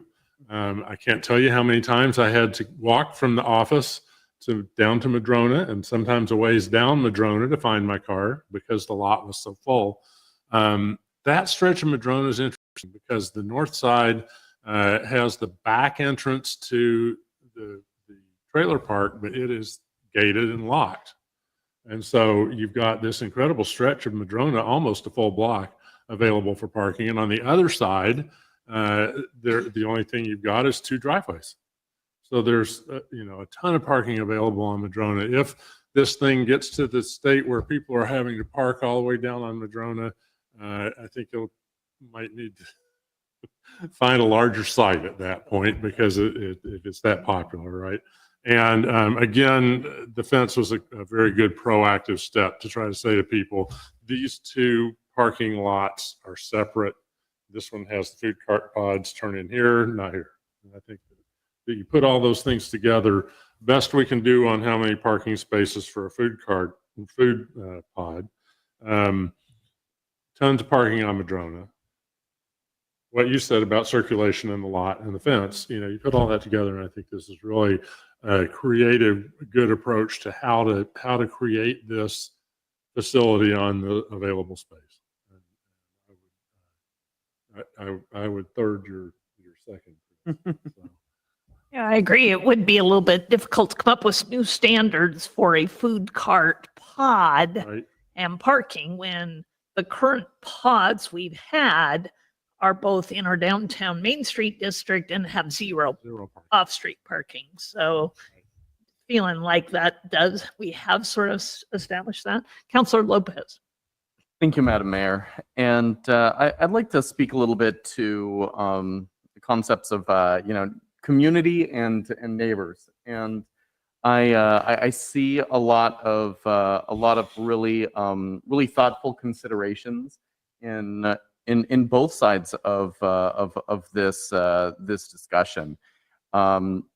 As a community, we've laid out parking standards, and upon review, it looks to meet those standards and also falls in line with our established goals and discussions of creating a more walkable community, creating a community that engages in alternative modes of transportation more often. And I welcome that. neighbors.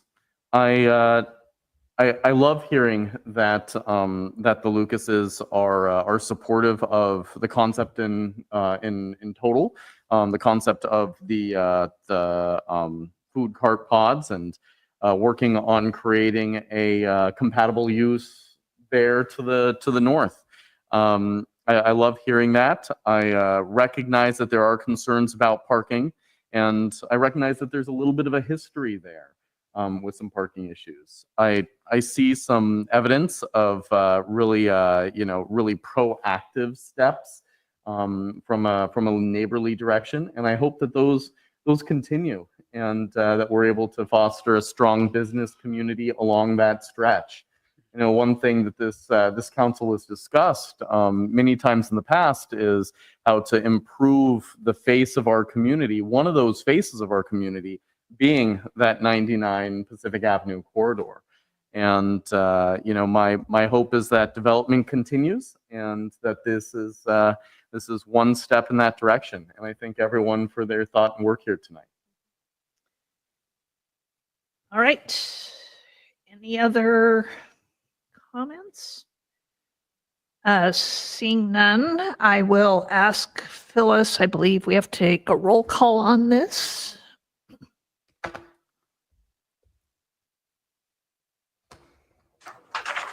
Come on. Okay. Counselor Belts. Aye. Counselor Lopez. Aye. Counselor McKeel. Yes. Counselor Oberst. Yes. Counselor Salinas Oliveros. Aye. Motion passes 5-0.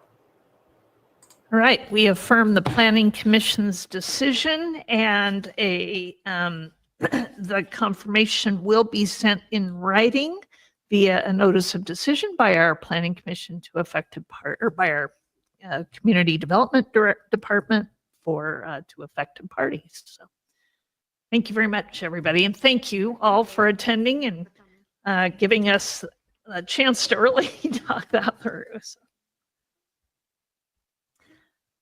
All right. At this time, actually, Diana Sotanovich is back on the phone. So if I might take an indulgence, and she does have a report for us regarding Polk CDC. And I'd like to have that opportunity for her to speak, and then we can take a brief break after that. Hey, Marty. I don't have any other presenting comments except to say that Phyllis was going to ensure that Diana was able to call back in and be heard. So I think we had some trouble with her microphone being muted at the time she was on before. She does have a report for us tonight and wants to deliver it. So Phyllis, I'd ask for your help with that, please. I have emailed her. She may need to call back in because I muted her last phone call, and I told her that.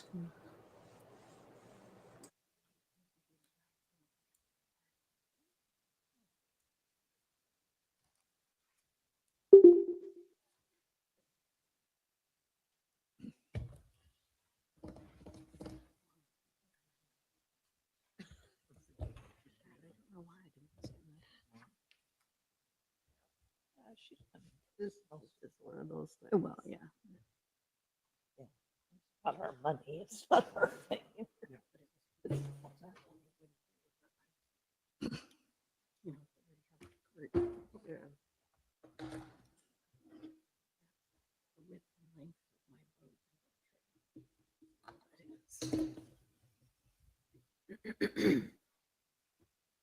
And we didn't have any really tough ones for you there. Yeah. Yeah, I need more water as well. Would like us to try to dig something up?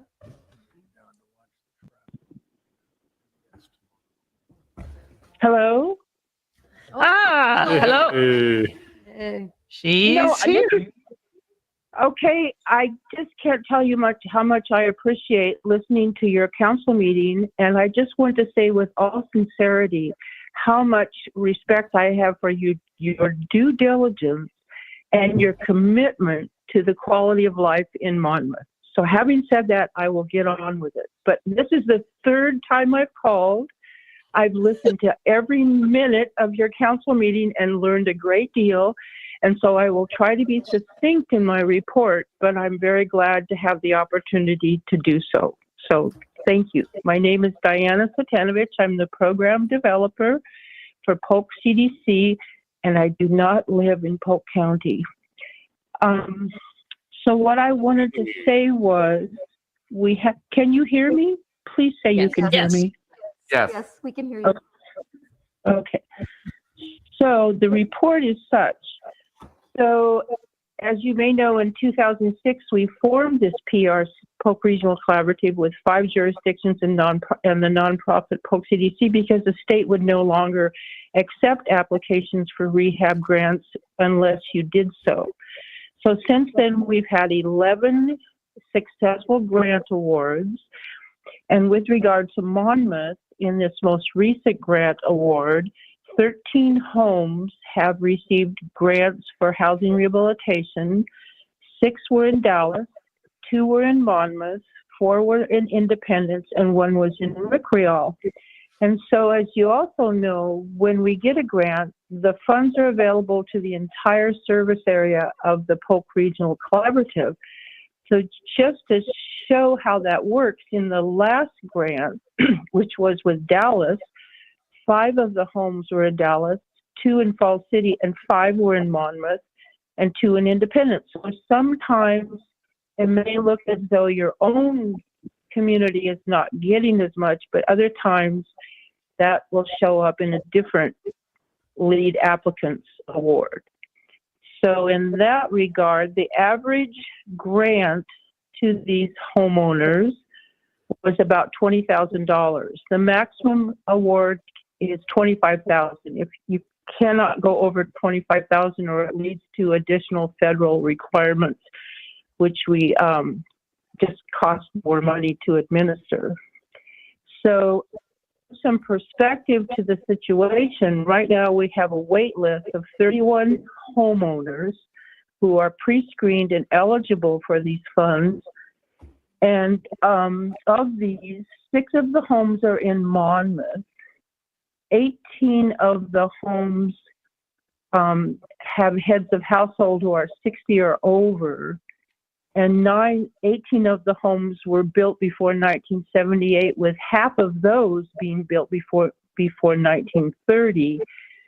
So the cost to repair these homes has really risen, given the cost of supplies and the cost of labor to do this work.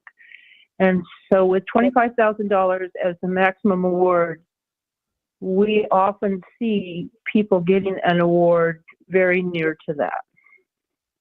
And so with the 31 people on the current wait list, that represents over $500,000 worth of funds needed. And so we are applying for a new grant with Falls City as the lead applicant, because the most recent grant with the City of Independence is already 30% obligated. So by the time we finish that, we will need funds to keep up with the wait list. So I would be happy to answer any questions, although I know you've spent quite a long time tonight working on your issues. But I'm happy to answer any questions. Tell me how many houses were before 1930 again, and how many before? I'm sorry, I didn't you have to speak a little slow. To the microphone, Counselor Obers. So people online can't hear you. How many houses were built before 1930? I missed that. 9 of the houses on the 31 Okay. household wait list were built before 1930. And I was amazed to see that 4 of those were built around 1890 and 1900. Wow. But that's, yeah. And I'll tell you the most common issue, and I went through the wait list again, because when we do these wait lists, we do everything, screen them right up to the date of application, age, ethnicity, what is needed. About 8 of the households need ADA, work done. And the other thing is that the most common issue are roofs and water leakage. So you can well imagine in homes of that age that that is not uncommon. And Diana, these the primary or only source of funds are from HUD. Is that correct? Yeah, the Community Development Block Grant funds come to Business Oregon Infrastructure Finance Authority from HUD, and those areas of the state that are non-entitlement, like we are, have to apply for these funds through Business Oregon Infrastructure Finance for CDBG funds. And the other places in the state that are entitlement, like Multnomah County, Portland, Salem, Monmouth, not Monmouth, excuse me, you're not entitlement. You guys are not entitled. Anyway, Roseburg, Medford, Eugene, they have their own HUD CDBG funds. They administer per their own policies, but we get ours from the state.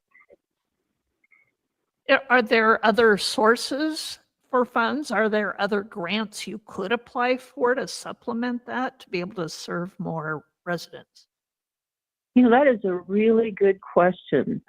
And one thing that we're doing, because we're trying to provide work that is more sustainable and more energy efficient, and in view of climate issues, things that will last and support the home longer, because not only does this support the health and safety of the current household members, it supports and protects the housing inventory that can be passed on to generations, which is really important when you think how costly it is to build a new home.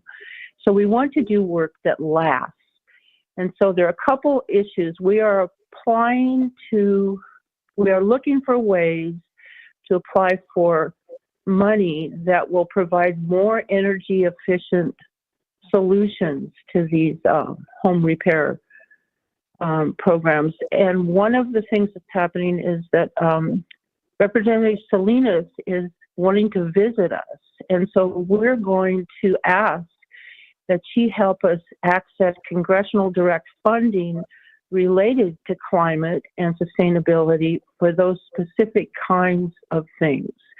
We used to get money from rural development, but they have become so onerous in their bureaucratic requirements that it's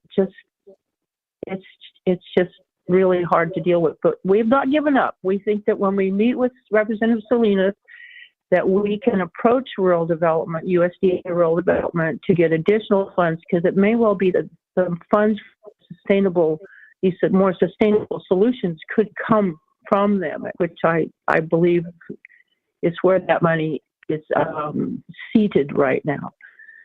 And private foundations the ones that we work with just don't give enough money to satisfy what is needed in these homes. But I think we are looking at that. That is a very good question, and we are looking at that.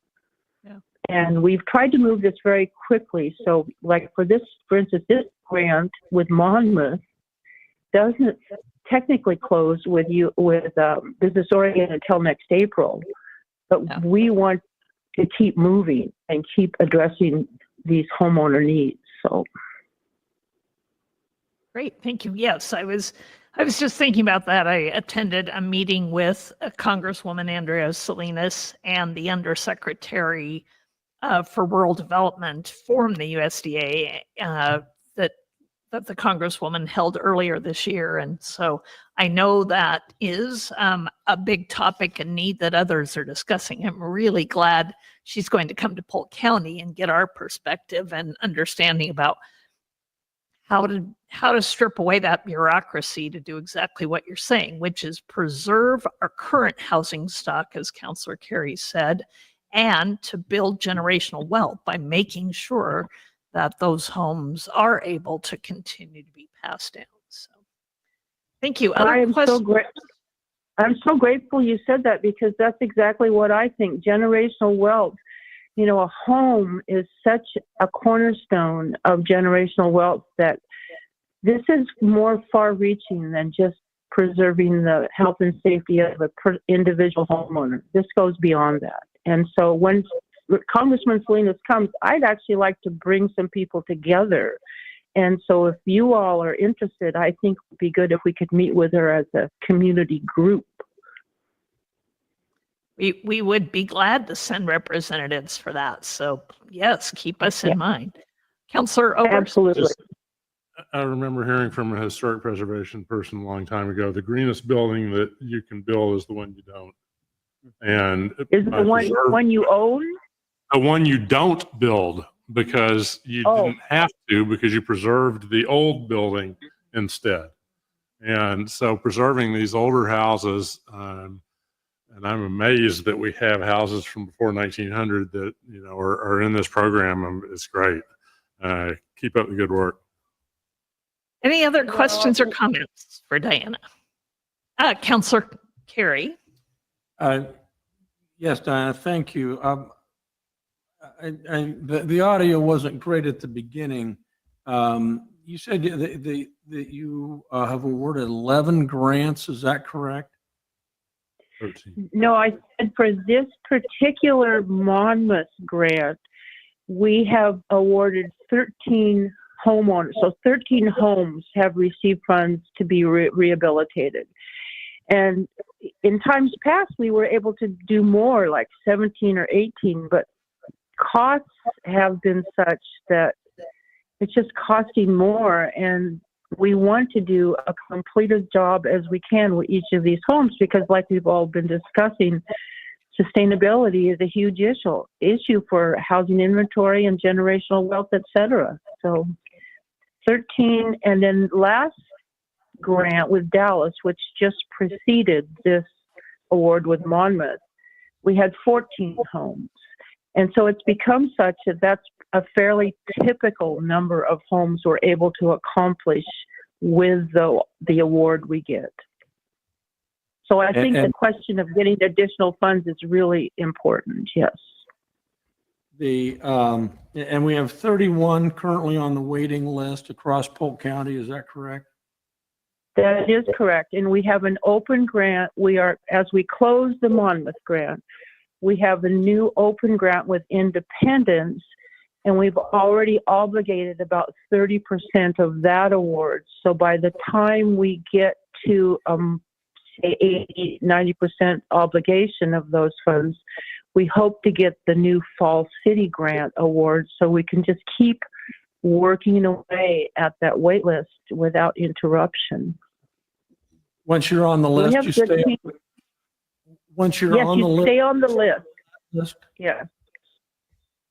Okay. Stay on the list unless you ask to be removed, or unless your household income, your gross household income, changes substantially.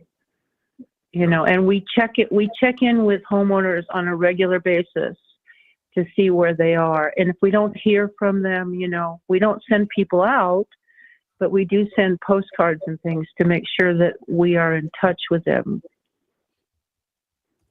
Yeah, it's not like you're looking for more business. You've got plenty of it. And yeah, we'll always have that. Yeah.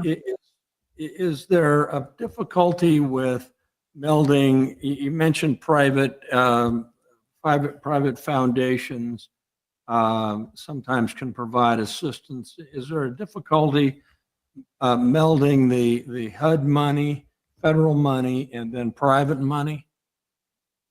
No, there are ways to do that. You know, as an example, if we're able to find a way to get some of, I think the Inflation Reduction Act has some climate friendly funds buried in there somewhere. And if we're able to get some of that funding, we can do that kind of work kind of as a separate contract per homeowner. Like if we'd like to be able to put metal roofs on people's homes in some instances. God forbid it's not a historic solution and we can't do that with a historic home, but we'd like to be able to do some more sustainable things. So we can do those as separate contracts with the homeowners, so we don't have the two funds touching each other. Is there any coordination with with the state. Currently, Governor Kotek has got this laser focused, this whole affordable housing thing. This is part of that, in my mind. No. Is there any attempt at integration with the Oregon legislature? It's interesting that you say that. That's a good question, and I have not seen it. I'm the co-chair of the Rural Policy Council for Housing Oregon, and we get regular reports from the governor's housing. I never can remember the acronym for it, but the Housing Impact Council that she formed with Dick Anderson and people from across the state. And there is no money in there for housing rehabilitation. It's all for new development, very focused on homeless, very focused on very vulnerable populations. But it is something to be questioned and pursued, I think. I think it actually is a very good point that you're making. Well, I mean, I think if you're talking about making something that's going to last for $20,000, I mean, on an average, Councilor Ober's suggestion that that's maintain the one we've got. That's better than the one we're going to build. There's some logic to that, and we have access. And with all due respect to Representative Salinas, I mean, she's new. She's in a Republican-dominated Congress, and getting a lot more money is going to be a challenge there. On the other hand, there may be opportunities here in Oregon that we might just keep our ears open. But anyway, thank you for your report, and thanks for the work you do. Well, thank you. And We do have a question, Diana, and you've given us full reports on this before, but just briefly, what is the income requirement to be in the rehab program? Can you just briefly answer that for us? certainly it is the gross household income. So all earners in the household together, provide the gross household income. And it changes because HUD sends out area median income information every year around May or so. And so the gross household income cannot exceed 80% of the area median income suggested by, required by HUD. And I have to apologize because I do not know what that number is off the top of my head. It changes. Thank you. And our reporter from the Itemizer Observer can certainly contact you for additional background information on the Polk Community Development Corporation programming, because it is extremely valuable. We appreciate your time and your persistence, Diana, to get us that information tonight. Look forward to again, great work. So, Madam Mayor, I welcome any opportunity to market this program, even though we have a lot of people. I'm very grateful that the cities are willing to put this information on their websites or in their water bills or wherever, because there's still a lot of people who don't know about this opportunity. And so anything we can do would be, I think, important. Great. Thank you. All right. Have a great evening, Diana. Thanks. You as well. Thank you very much. All right. We do have a work session this evening, and we are required to do some training, which we thought we would do all together here as a group, if that's okay. And then, but I thought we might actually do our Urban Renewal Agency hearing before that, unless the applicant was going to try and join us.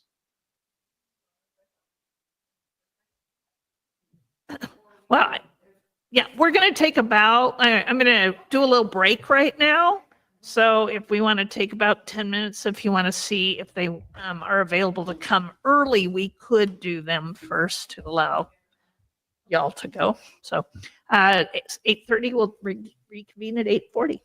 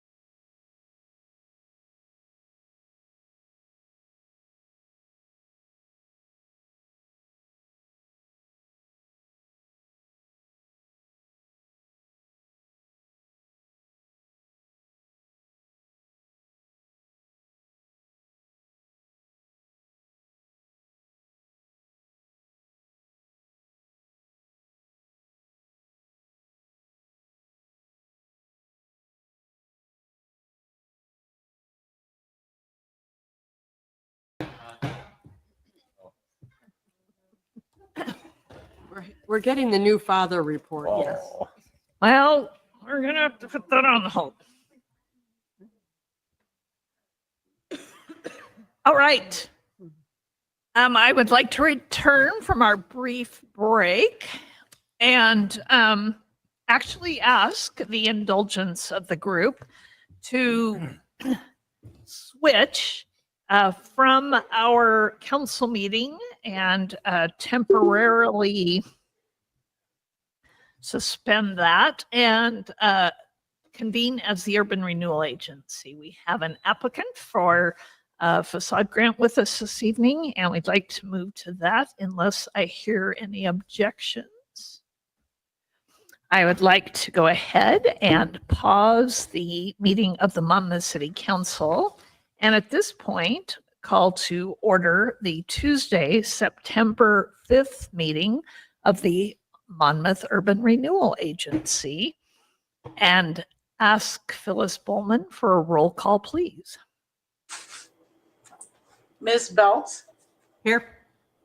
Mr. Carey, Here. Mr. Lopez, Present. Ms. McKeel, Yes. Mr. Oberst, Yes. Ms. Salinas Oliveros, Here. Ms. Kuntz. I am present as well. Thank you. Did we have any citizen comments submitted for our Urban Renewal Agency meeting this evening? We did not have any submitted online. Great, thank you, and none in the room. We will take care of this bit of business. We do have a consent calendar to approve the minutes of the Urban Renewal Agency meeting of August 1st, 2023. Are there any additions or corrections to the minutes? I will move to approve the consent calendar. Second. Thank you, Ms. McKeel, for the motion and Ms. Belts for the second. All in favor signify by saying aye. Aye. And seeing none opposed, we will move to our business agenda item this evening and a report from our Community and Economic Development Director, Suzanne Duffner. Good evening. Thank you. So I'm here to present the staff report for a new facade improvement grant. We're getting some good activity in this grant program. So excited to discuss this project. So as you'll recall, we had a general grant assistance for Sing Fei for an interior remodel and upgrade, and that was completed successfully. So got a great new space with karaoke and some entertainment and some lottery games in there. So now the owner is looking to pivot and move to the outside, or the business owner, and get the outside looking shipshape as well. And so they are applying for a facade grant to cover 1/2 the cost of the exterior painting and to clean the building, of course, before they paint it. So up to $5,000. They do have an estimate that was provided with the application that estimates the total project cost would be $6,500, which would leave $3,250 eligible for grant reimbursement, since this is a reimbursement-based grant program. The proposed color palette would be to modify kind of the lighter pastel peach color and use more of a historic paint palette. There's some samples as I look at them. They didn't copy the greatest with the color copier in your packet, but base of the building would be more of a brick historic red color with 2 accent colors being a darker gray and a light beige as well to give some contrast. So I think that will blend nicely with some of the facades that we're starting to see using a similar color palette downtown. So the owner is different. The property owner is different in this case than the business owner, and the property owner has given consent for the building to be painted. The findings in the report show kind of the existing conditions of the paint in several areas that it's peeling and discoloration, and so this will give it a much needed upgrade to that wonderful historic building space on the corner there. There's no additional changes to the windows or doors proposed at this time, but I think the owner did do some replacement of broken window panes as part of the earlier construction work. So to remove safety hazards. Let's see here. So the property does meet the criteria for approval of a grant since it's in the Main Street district, and it's an eligible activity to paint the exterior of the building as within the project budget amount. If the Urban Renewal Agency approves the grant, then we'll follow it up with a written grant agreement with the business owner to outline what the grant monies can be spent for, and that's reimbursement based, and saying that a final inspection is needed before we pay out the 50% cost up to $5,000 reimbursement amount. So we do have funds available to make the grant in this fiscal year, and the applicant will have 1 year to complete that, although it's my understanding they're trying to get that painted this fall before the rains, the race against the rains, yes, this fall. So yeah, and we do have the business owner, Mandy, is with us this evening as well. If there's some questions that you would like to ask of her as well, or if there's any questions I can answer, I'd be happy to answer those now too. Questions? No? Seeing none. Okay, Counselor, or Mr. Oberst. Sorry, so I observed maybe last time you were here, there was some rotted wood on the outside of the building. Is that going to be cleaned up as part of this project? The building. Yeah, there, over the side door on Monmouth Street, there was a board above the door that was rotted. Is that going to go away? That's just one example. Which one? Are you talking about on the Monmouth Avenue Street side, or which? Yeah. Next to the door entrance here, there's some, it looks like. Over the roof, over the awning. This area. So will they replace any wood that's rotted when they go to clean it? Is what he's Yeah, they, asking? the guy who's doing painting, they will clean that and repair some of the fence like that. Yeah. Okay.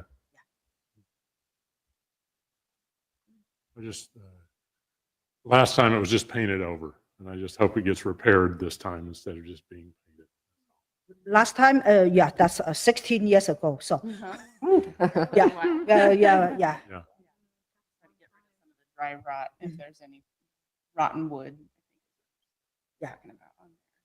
Ms. McKeel? This is pretty straightforward, I think. I move to approve the facade improvement grant application for 1/2 the eligible project cost expense up to $5,000 for the property located at 198 Monmouth Avenue North. Second. Thank you, Ms. McKeel, for the motion, and Mr. Oberst for the second. Any additional questions or comments? Seeing none, all in favor, please signify by saying aye. Aye. And seeing none opposed, we do approve the grant application. So we'll. Thank you so Okay. much. Oh, Yeah, thank you excellent for work inside. supporting, Yeah. my business. Yes. Yeah, we love Monmouth. We decided to stay. Good. It's beautiful inside. Yep. We have you. Yep. And the Thank you. karaoke. Love the karaoke. You met the next building, all the street will be looking good. Yeah. Great. Looking forward to it. Thank you. Thanks, Mandy. Thank you. All right. And at that, I will entertain a motion to adjourn the Urban Renewal Agency meeting. So moved. And all in favor signify by saying aye. Aye. Thank you. And we will return to the council meeting. And I'm going to excuse our community development staff. And I don't think we'll have any more legal questions. So thanks, Justin. This evening, you'll see that we do have a work session planned, and I'm going to ask your indulgence. It's going to go a little past 9. The legislature recently added elected officials to those who are considered mandatory reporters of sexual and abuse and physical abuse of youth. Several of us here are already mandatory reporters because of our professions, but this now applies to all elected officials. And the League of Oregon Cities has prepared some training for that and thought it would be good for us all to do that together so we can make sure that we are in compliance, not just for compliance sake, but also because of our important function of being able to understand our responsibilities and how to protect some of the most vulnerable of our residents in our community. So we have a video. And Zach's going to make sure it's the right video before we start. Promising. Mandatory reporting of child abuse. All children deserve to be nurtured and kept safe by those responsible for their care. Most parents.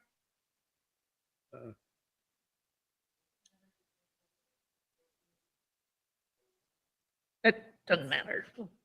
I mean, it can. It's fine if it's recorded. Caregivers can provide adequate care and protection to their children. However, some parents struggle to keep their children safe and well cared for. Right. Sadly, there are children across our state who face threats to their safety from within their own home. These vulnerable children rely on others, relatives, neighbors, and community professionals, including mandatory reporters, to help ensure their safety. This video is a brief overview of mandatory reporting of child abuse in Oregon. You, as a mandatory reporter, should not rely only on information in this video, but should also consult the child abuse reporting law to more fully understand your responsibilities. You may also reference the DHS guide, What You Can Do About Child Abuse. Approximately 75% of all child abuse reports are made by mandatory reporters. Mandatory reporters are public and private professionals required by law to report suspected child abuse. Most of these professionals interact with children and families on a regular basis. They include full-time and part-time employees, as well as volunteers. Some examples of mandatory reporters include medical practitioners, law enforcement personnel, employees of a public or private organization providing child-related services or activities, public and private school employees, and members of the clergy. For a complete list of all mandatory reporters, refer to Oregon Revised Statute 419B.005. Under Oregon law, any mandatory reporter must immediately report suspected abuse if that person has reasonable cause to believe a child they come in contact with may have been abused, or a person they come in contact with may have abused a child. Not every person is a mandatory reporter, but everyone is urged to report suspected child abuse to ensure the safety of children in our community. Now, let's talk about child abuse. A child is defined as a person under 18 years old. Child also includes a person under 21 years old who lives in or receives care or services from a child care agency. A child caring agency refers to a private agency or private organization licensed by DHS, including residential care or other similar care or services for children. Even though you may have concerns about a child, it's not always clear whether abuse is taking place. Let's take a closer look at the definitions of child physical abuse, sexual abuse, neglect, mental injury, and threat of harm. Physical abuse is defined in Oregon law as any assault of a child and any physical injury to a child, which has been caused by other than accidental means, including any injury which appears to be at variance with the explanation given of the injury. As defined in Oregon law, sexual abuse includes subjecting a child to sexual contact, rape of a child, which includes but is not limited to rape, sodomy, unlawful sexual penetration, and incest. Sexual exploitation, including but not limited to, contributing to the sexual delinquency of a minor, and any other conduct that allows, employs, authorizes, permits, induces, or encourages a child to engage in performing for people to observe. It also includes photographing, filming, tape recording, or other exhibition meant in whole or in part depict sexual conduct or contact, sexual abuse involving a child, or rape of a child, but not including any conduct that is part of any investigation or is designed to serve educational or other legitimate purposes. And sex trafficking, including allowing, permitting, encouraging, or hiring a child to engage in a commercial sex act or to purchase sex with a minor. Neglect of a child includes, but is not limited to, the failure to provide adequate food, clothing, shelter, or medical care that is likely to endanger the health or welfare of the child. Neglect also includes buying or selling a person under the age of 18. Neglect can be permitting a child under 18 to enter or remain in or upon premises where methamphetamines are being manufactured. Finally, neglect can mean unlawful exposure of a child to a controlled substance or to the unlawful manufacturing of a cannabinoid extract that subjects a child to a substantial risk of harm to the child's health or safety. Mental injury is any mental injury to a child that includes only observable and substantial impairment of the child's mental or psychological ability to function caused by cruelty to the child. Threat of harm is when a parent or caregiver subjects a child to a substantial risk of harm to the child's health or welfare. Remember that children often can't or won't speak out if their parents or caregivers are abusing them. They rely on you and others in the community to recognize something isn't right and to act to help protect them. Any single concern may or may not mean that abuse is occurring, but observing any of these indicators, especially when more than one is present, should prompt you to think about what might be happening. Consider each potential indicator within the context of what is typical for the child, their family, their culture, and their community.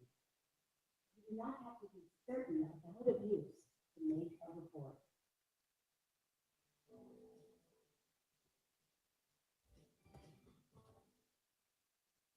Hi, I'm Ega, and I've been a school teacher in Oregon for many years. And because I interact with children as part of my job, I'm also mandatory report. I enjoy getting to know my students and families.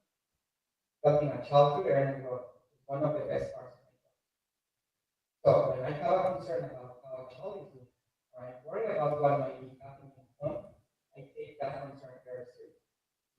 Of course, when it's a small concern, I speak to the parents to understand if we can support them or if they need help. But when the concern about the student is eager that I can address it alone, or the student has spoken to me directly about a concerning situation at home, I consider making a mandatory report of child abuse. Try to remember the process like this: recognize, record, and report. This three-step process helps me stay focused on what I need to do to fulfill my obligation as a mandatory.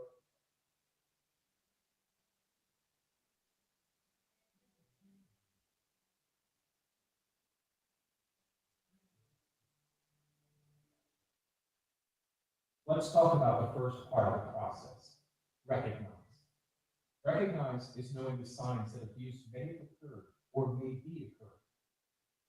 As we discuss how to recognize common indicators of child abuse, it is important to also recognize that each of us has our own beliefs about what constitutes good parenting, children's rights within their own families, and how we believe parents and caregivers should react to issues of concern.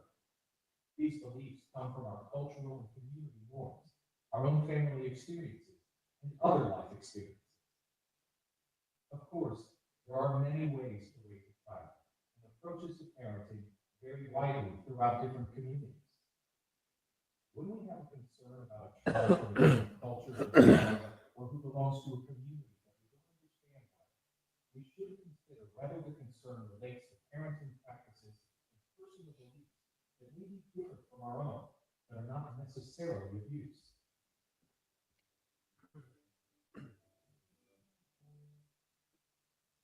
Research suggests that child abuse occurs across racial and ethnic groups at similar rates. However, when we look at who is reported for abuse, we see that children of color, particularly Native American and African American children, are reported far more often than expected. This is called racial disproportionality. The following explains what is known about racial disproportionality in the child welfare system and how you can help correct this problem in Oregon.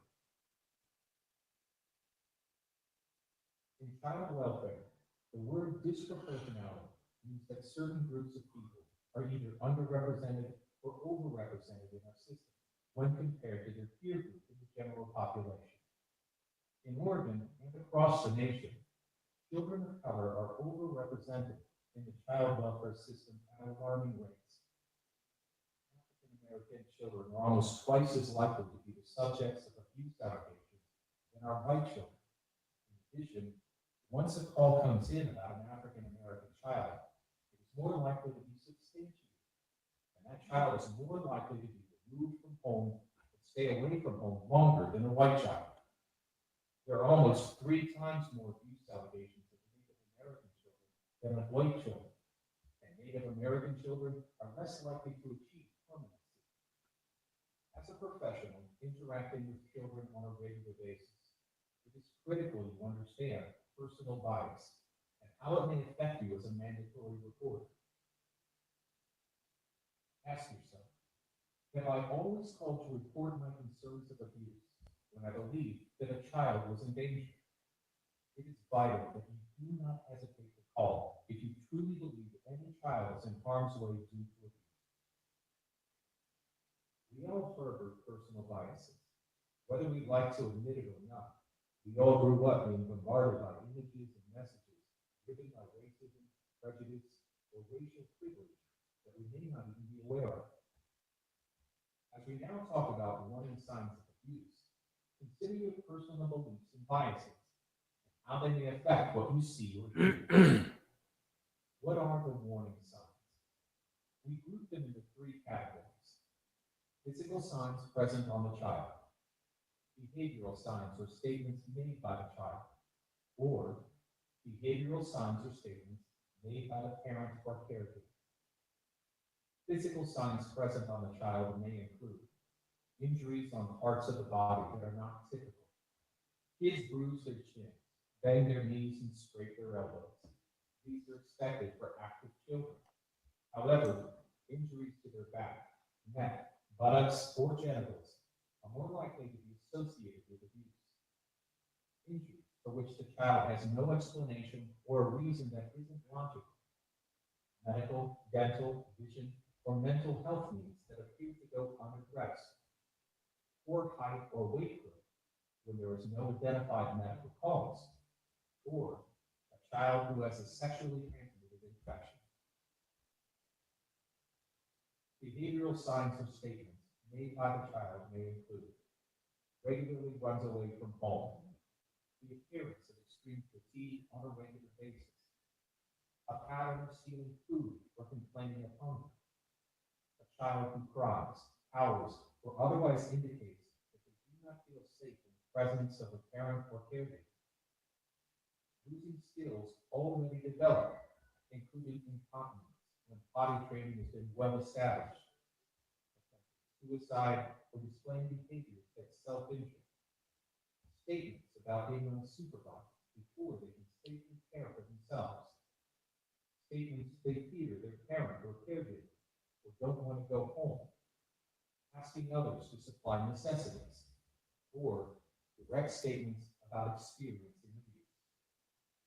Behavioral signs or statements made by the parent or caregiver may include disregard for the child's feelings, needs, or emotions, seeing the child as entirely bad, evil, or worthless, describing the child in sexual terms, or implying that the child may provoke sexual contact from others, expecting the child to behave in ways unrealistic for their ability to develop, seeming to purposely isolate the child, including removing them from school, or other activities, or offering conflicting, unconvincing, or no explanation for injuries or events. While parents with disabilities may need different kinds of support to raise a child, a disability or mental health condition alone does not constitute abuse. When you notice one or more signs, you may be unsure whether abuse has occurred and whether you need to report.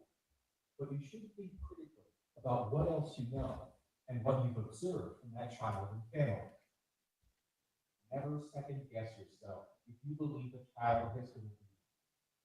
The child welfare screener will help sort out your concern. It's better to report or discuss concerns with a professional who can help than to remain silent. Common situations that cause concern for mandatory reporting. In addition to the indicators discussed previously, mandatory reporters often become aware of specific circumstances that raise concern about a child's safety and well-being. Let's address these situations so you have a better understanding of how child welfare considers each one. Domestic violence. Domestic violence means the pattern of coercive behavior, which can include physical, sexual, economic, and emotional abuse that an individual uses against a past or current intimate partner to gain power and control in the relationship. Exposure to domestic violence is not considered child abuse in and of itself. However, there is a high incidence of child abuse in families where domestic violence has occurred.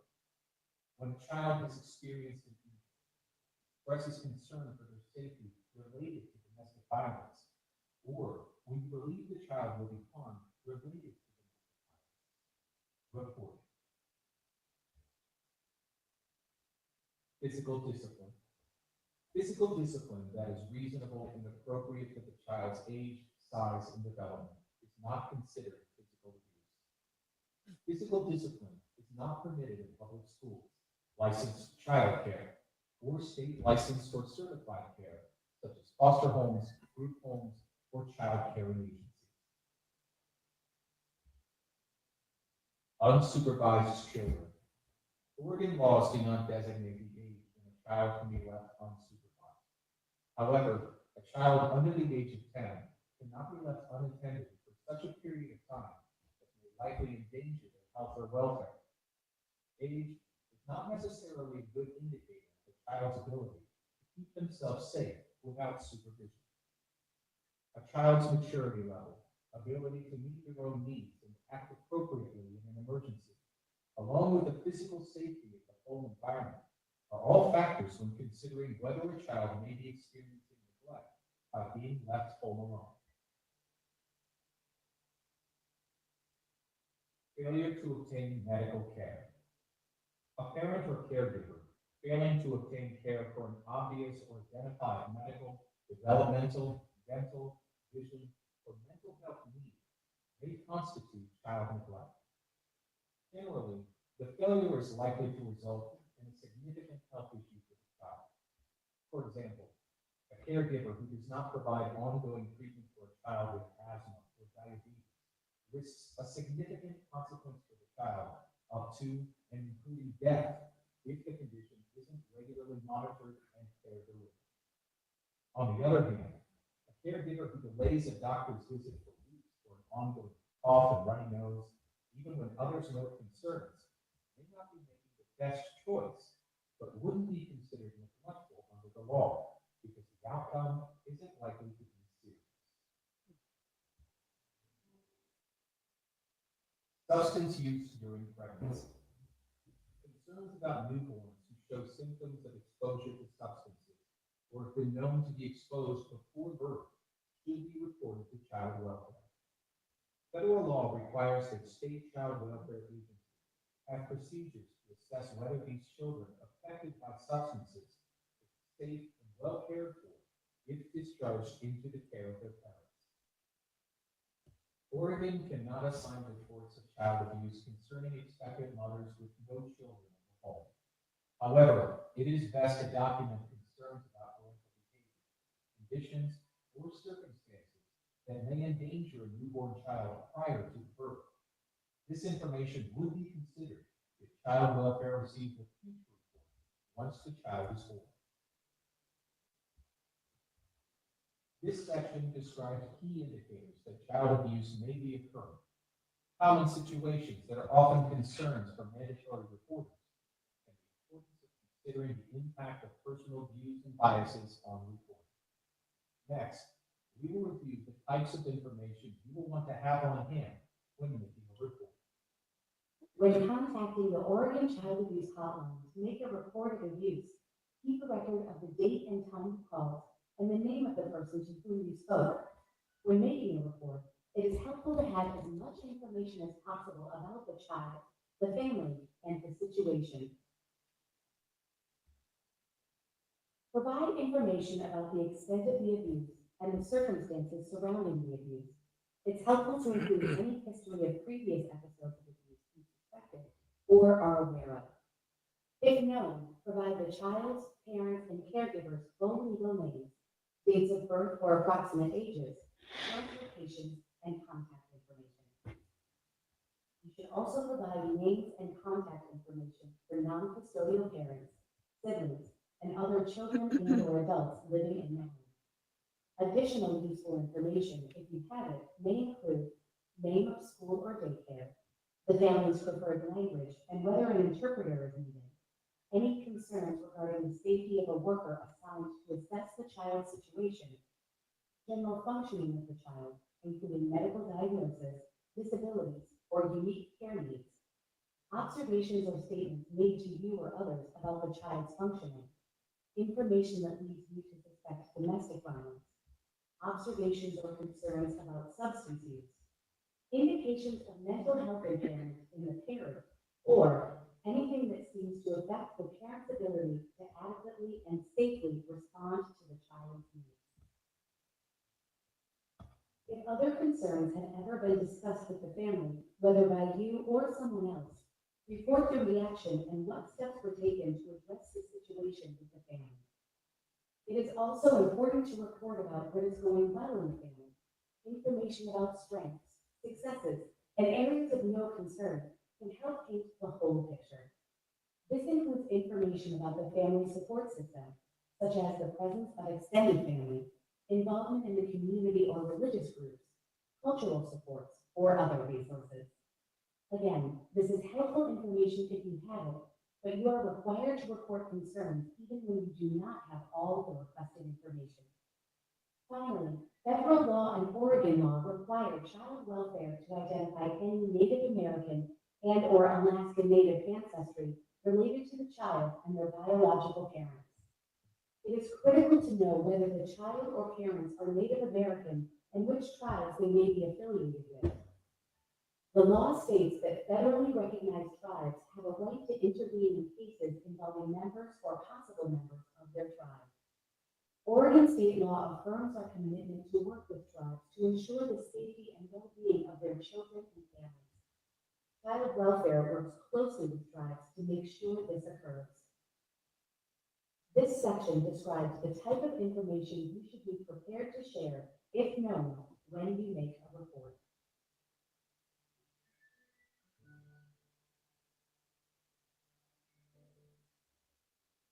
Now you will learn about making a report itself, including when and to whom the report should be made. You'll also learn what may happen as a result of a call to a child welfare screening. If you witness possible abuse, you are the responsible reporter. You cannot ask someone else to make this report for you. By providing your name, relationship to the child or family, and contact information, you have met your responsibility as a mandatory reporter. Allow child welfare staff to contact you if needed. Failure to report is a violation of the law and carries a maximum penalty of $2,000. Mandatory reporters can also be sued for damages in civil court for failing to report. In Oregon and in most other states, there are laws that keep the names, addresses, and other identifying information about the person who makes a child abuse report confidential. A small number of cases may involve criminal or juvenile court action. You may be called as a witness. The law requires a report of suspected child abuse be made immediately. So as a mandatory reporter, you are required to report child abuse 24 hours a day, 7 days a week, regardless of whether your knowledge came in your official capacity or outside work hours. Reports can't wait until later, a more convenient time, or the next business day, even if the child is not currently in danger. For example, if you stop for groceries on your way home from work and observe child abuse in the checkout line, you're still required to report and must report immediately. If you think someone is being hurt now or is in immediate danger, call 911. For all other reports of child abuse, call the Oregon Child Abuse Hotline at 1-855-503-SAFE or contact your local law enforcement agency. The screener who answers your call will ask a wide range of questions regarding the child, family, and your specific concerns. Once the information is gathered, a response will be determined. When the report is assigned for CPS assessment, this means child welfare assigns someone called a CPS worker to meet with the child and family to determine whether abuse occurred and assesses the safety of the child. The CPS worker assigned to the child and family may contact you to discuss your concerns. It is the role of child welfare to protect children from current and future abuse. It is only when it appears there is no way for a child to be safe in the care of their parent or caregiver that child welfare, law enforcement, or the courts may intervene to remove the child. Such actions are intended to be temporary and must be supported with evidence. Even when children are removed from their home, the law requires that ongoing efforts be made so that the child may be safely returned to the family as soon as possible. The ultimate goal of intervention is the safety of the child. Not all reports are assigned for CPS assessment. When the screener determines the information gathered does not meet criteria to assign, the report may be closed at screening.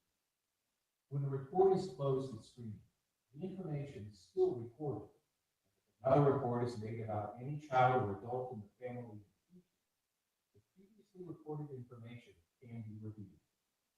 Even when the report is closed at screening, there may be other agencies in the community who may be able to help and support the family in meeting the child's needs. Once you make a report of child abuse, the screener or CPS worker can tell you whether the report was assigned, whether abuse occurred, and whether services were offered to the family. As a mandatory reporter, you have met your reporting obligation, whether or not the report is assigned for CPS assessment. While it can feel disappointing when the outcome isn't what you expect, know there are many avenues where a child and family can be helped. If you have concerns about a screening decision, you may ask to speak to a screening supervisor. Thank you for taking time to learn more about your role as a mandatory reporter You are often the critical link between a child who needs help and a response that can offer protection and support. when you use your professional skills to recognize the signs of abuse. Record critical information to prepare for making a report. Then report that concern. You're fulfilling your legal obligation and using your voice and power on behalf of a child who is counting on you. Thank you for the many ways you contribute to our state and your community. You are part of the safety net for children and families, and it truly matters.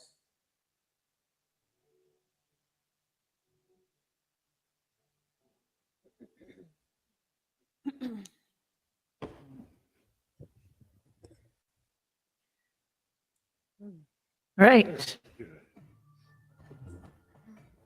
Oh, boy, more movies. It's a movie night.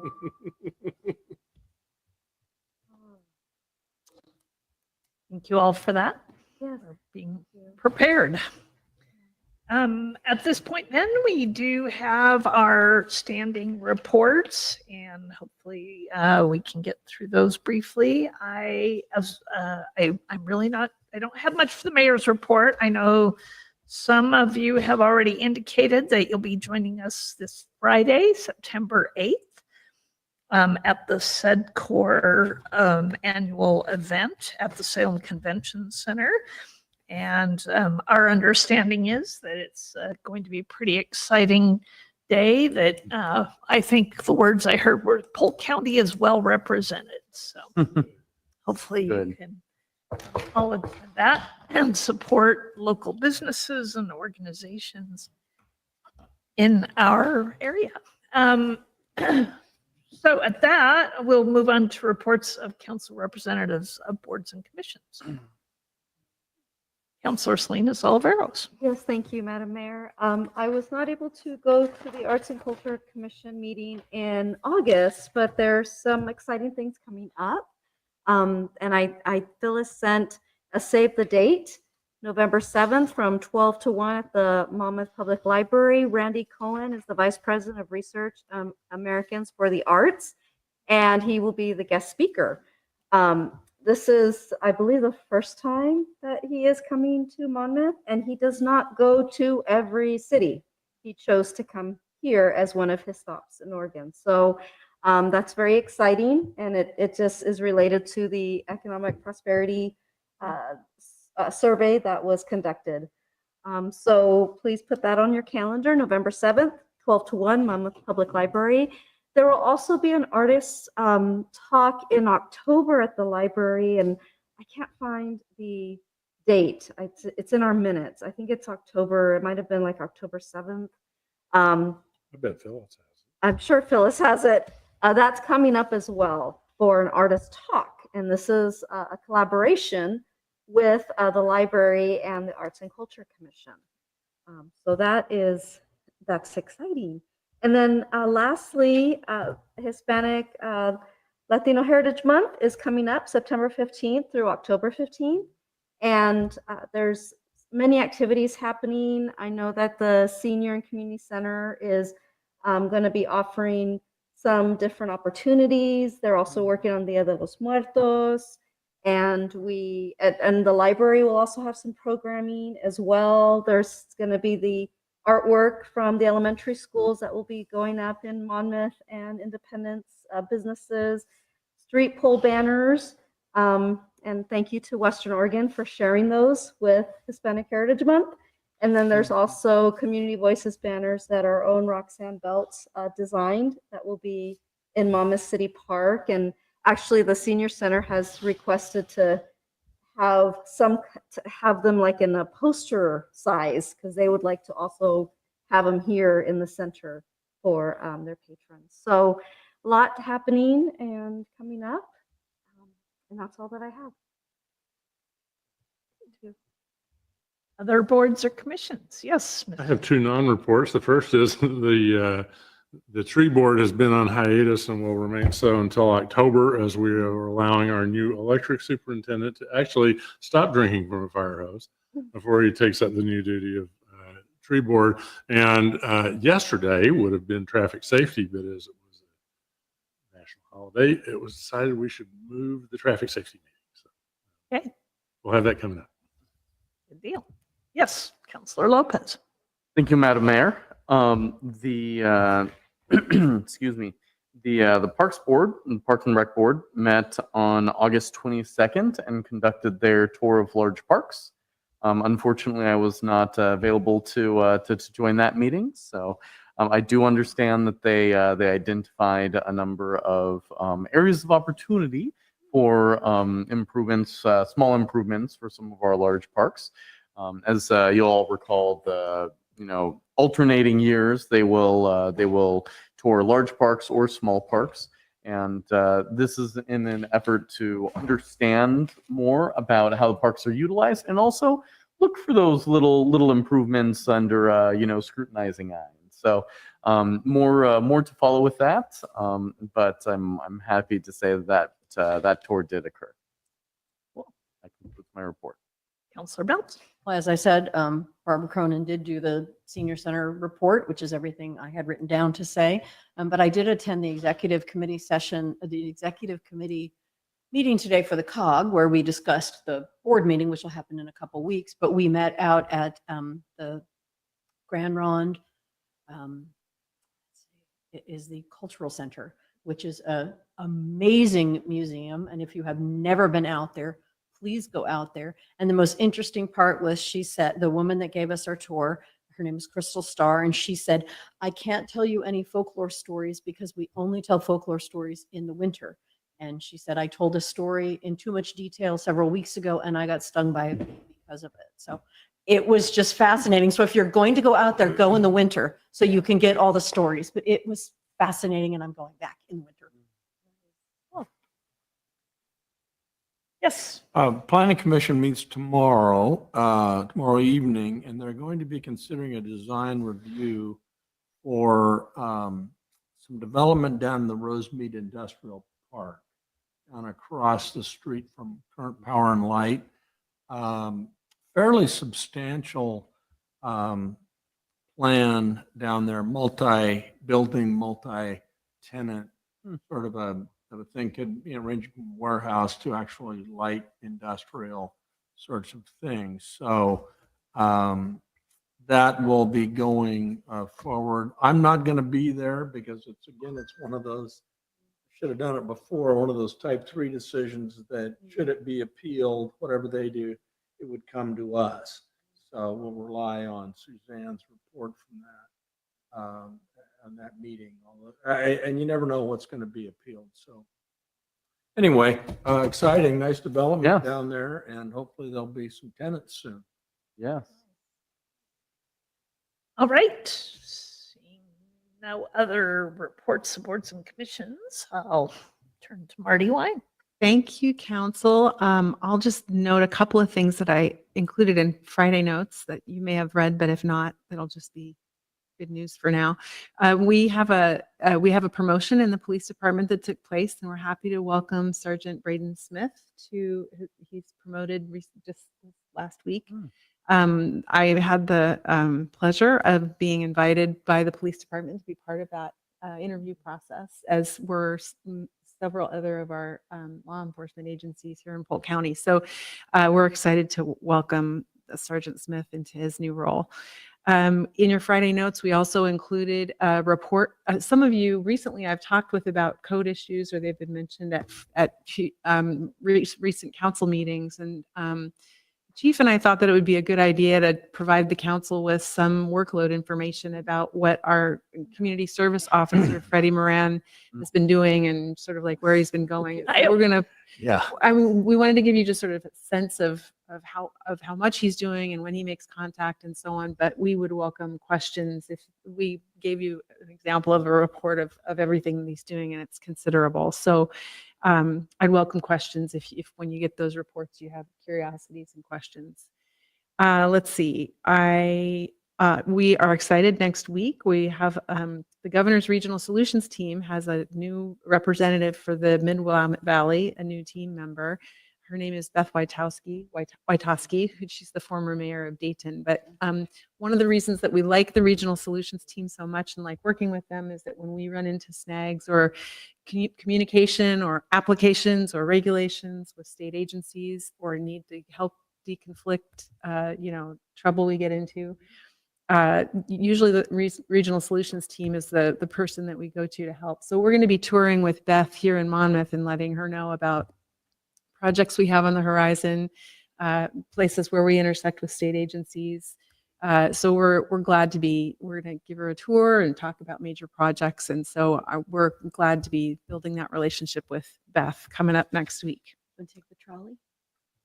Probably will take the trolley. Great project, and we Yes. could use more money. Yeah, exactly. And that I should also mention, I've been in conversation with Senator Patterson and Representative Evans' offices related to trolley funding, the current grant that they facilitated for us to receive for trolley operations. And they're both keenly aware of the need to be thinking about or brainstorming about future funding for the trolley. So that's, and we have their consistent support. The only other thing, some of you might have noticed in Friday notes that the date's still moving, but at least the date is moving in the right direction to get some electrical switchgear that can power our new city hall building. So I'm hoping that we'll be able to have a ribbon cutting here some third or fourth week of October. So, and moving can happen near that time too. I'll keep you posted when I can zero in on a date. Please do remember that in that similar time frame, there's the League of Oregon Cities Conference. It would be after that time. Okay. So thank you for that mention. Yes, League of Oregon sign up. Cities Conference is in Eugene, October 12th through 14th. So hopefully if you haven't already registered, there's still time.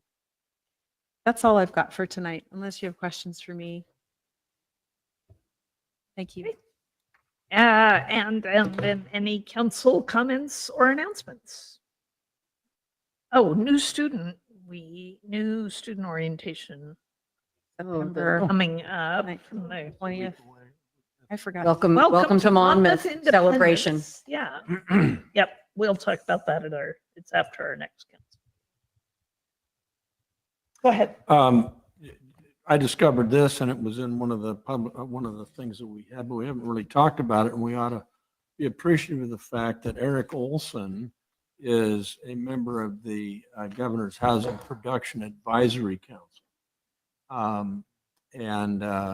So that's a conduit for information and hopefully influence. So I think that's really a good thing, especially with, our interest in that whole housing production. It's been very helpful because that commission workforce or work group does not have any city representation. It is developers only. Eric has been very active in soliciting information from both Monmouth and Independence to test things that are broached and to get actual on the ground information to report back to the committee. Yeah, that's good. He's a good guy to have on that. It's great to have on that deal. And, given our housing rehab stuff, I think we ought to consider when we talk with Representative Evans and Senator Patterson about getting some additional dollars for rehabilitation, for housing. I know the governor, wants 36,000 a year and all that stuff. That's allowable. But I think there's another layer of that could be helpful as we go. So just as we discuss that ought to stay on our mind. And Western Oregon has their first home football game on Saturday. I'll be tailgating, and you're all invited. Not sure about the quality of the dogs yet, but we'll have, if we can get to Gardner's, we'll be in good shape. And if we can't, you're going to have to handle Costco dogs. But stop by for a beer and a bride. All right. We're right behind the stadium, 1 o'clock kickoff. We'll be there 10:30. And if early. says get Yeah, that's how it works. 9 o'clock, John, 9 o'clock.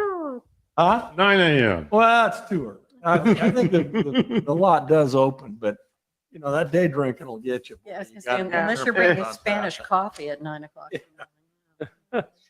Drinking in Monmouth. Oh, yeah. Oh, sorry. I forgot to report that one. You go ahead and report about that. Okay, I forgot two other reports. They're very brief. One is that the Minet board met last week, and I think the notable action that they took is that they received a request for proposals from a firm who's going to assist with the Willamette Valley Fiber. They're called market take rates, trying to take a look at what's happening with that customer base and see if there's a way to improve them. There will be a survey involved with that too that we'll probably hear about here in the community. And also the PATHs, the partners, I always get the acronym wrong. It's Partners Aligned Toward Rural Housing Solutions. Housing Solutions. Oh, thank you. Partners Aligned Housing with Solutions. Yeah. The PATHs group is meeting right now to review drafts of the strategic plan that's required by the legislation that created it. And so there's a big review underway. There are 5 goals in the PATHs report, and I'll report back about that once we're through the drafting stage. Okay. And with that, a motion to adjourn. So move. And all in favor signify by saying aye. Aye. Any opposed? You better not be. And it's adjourned.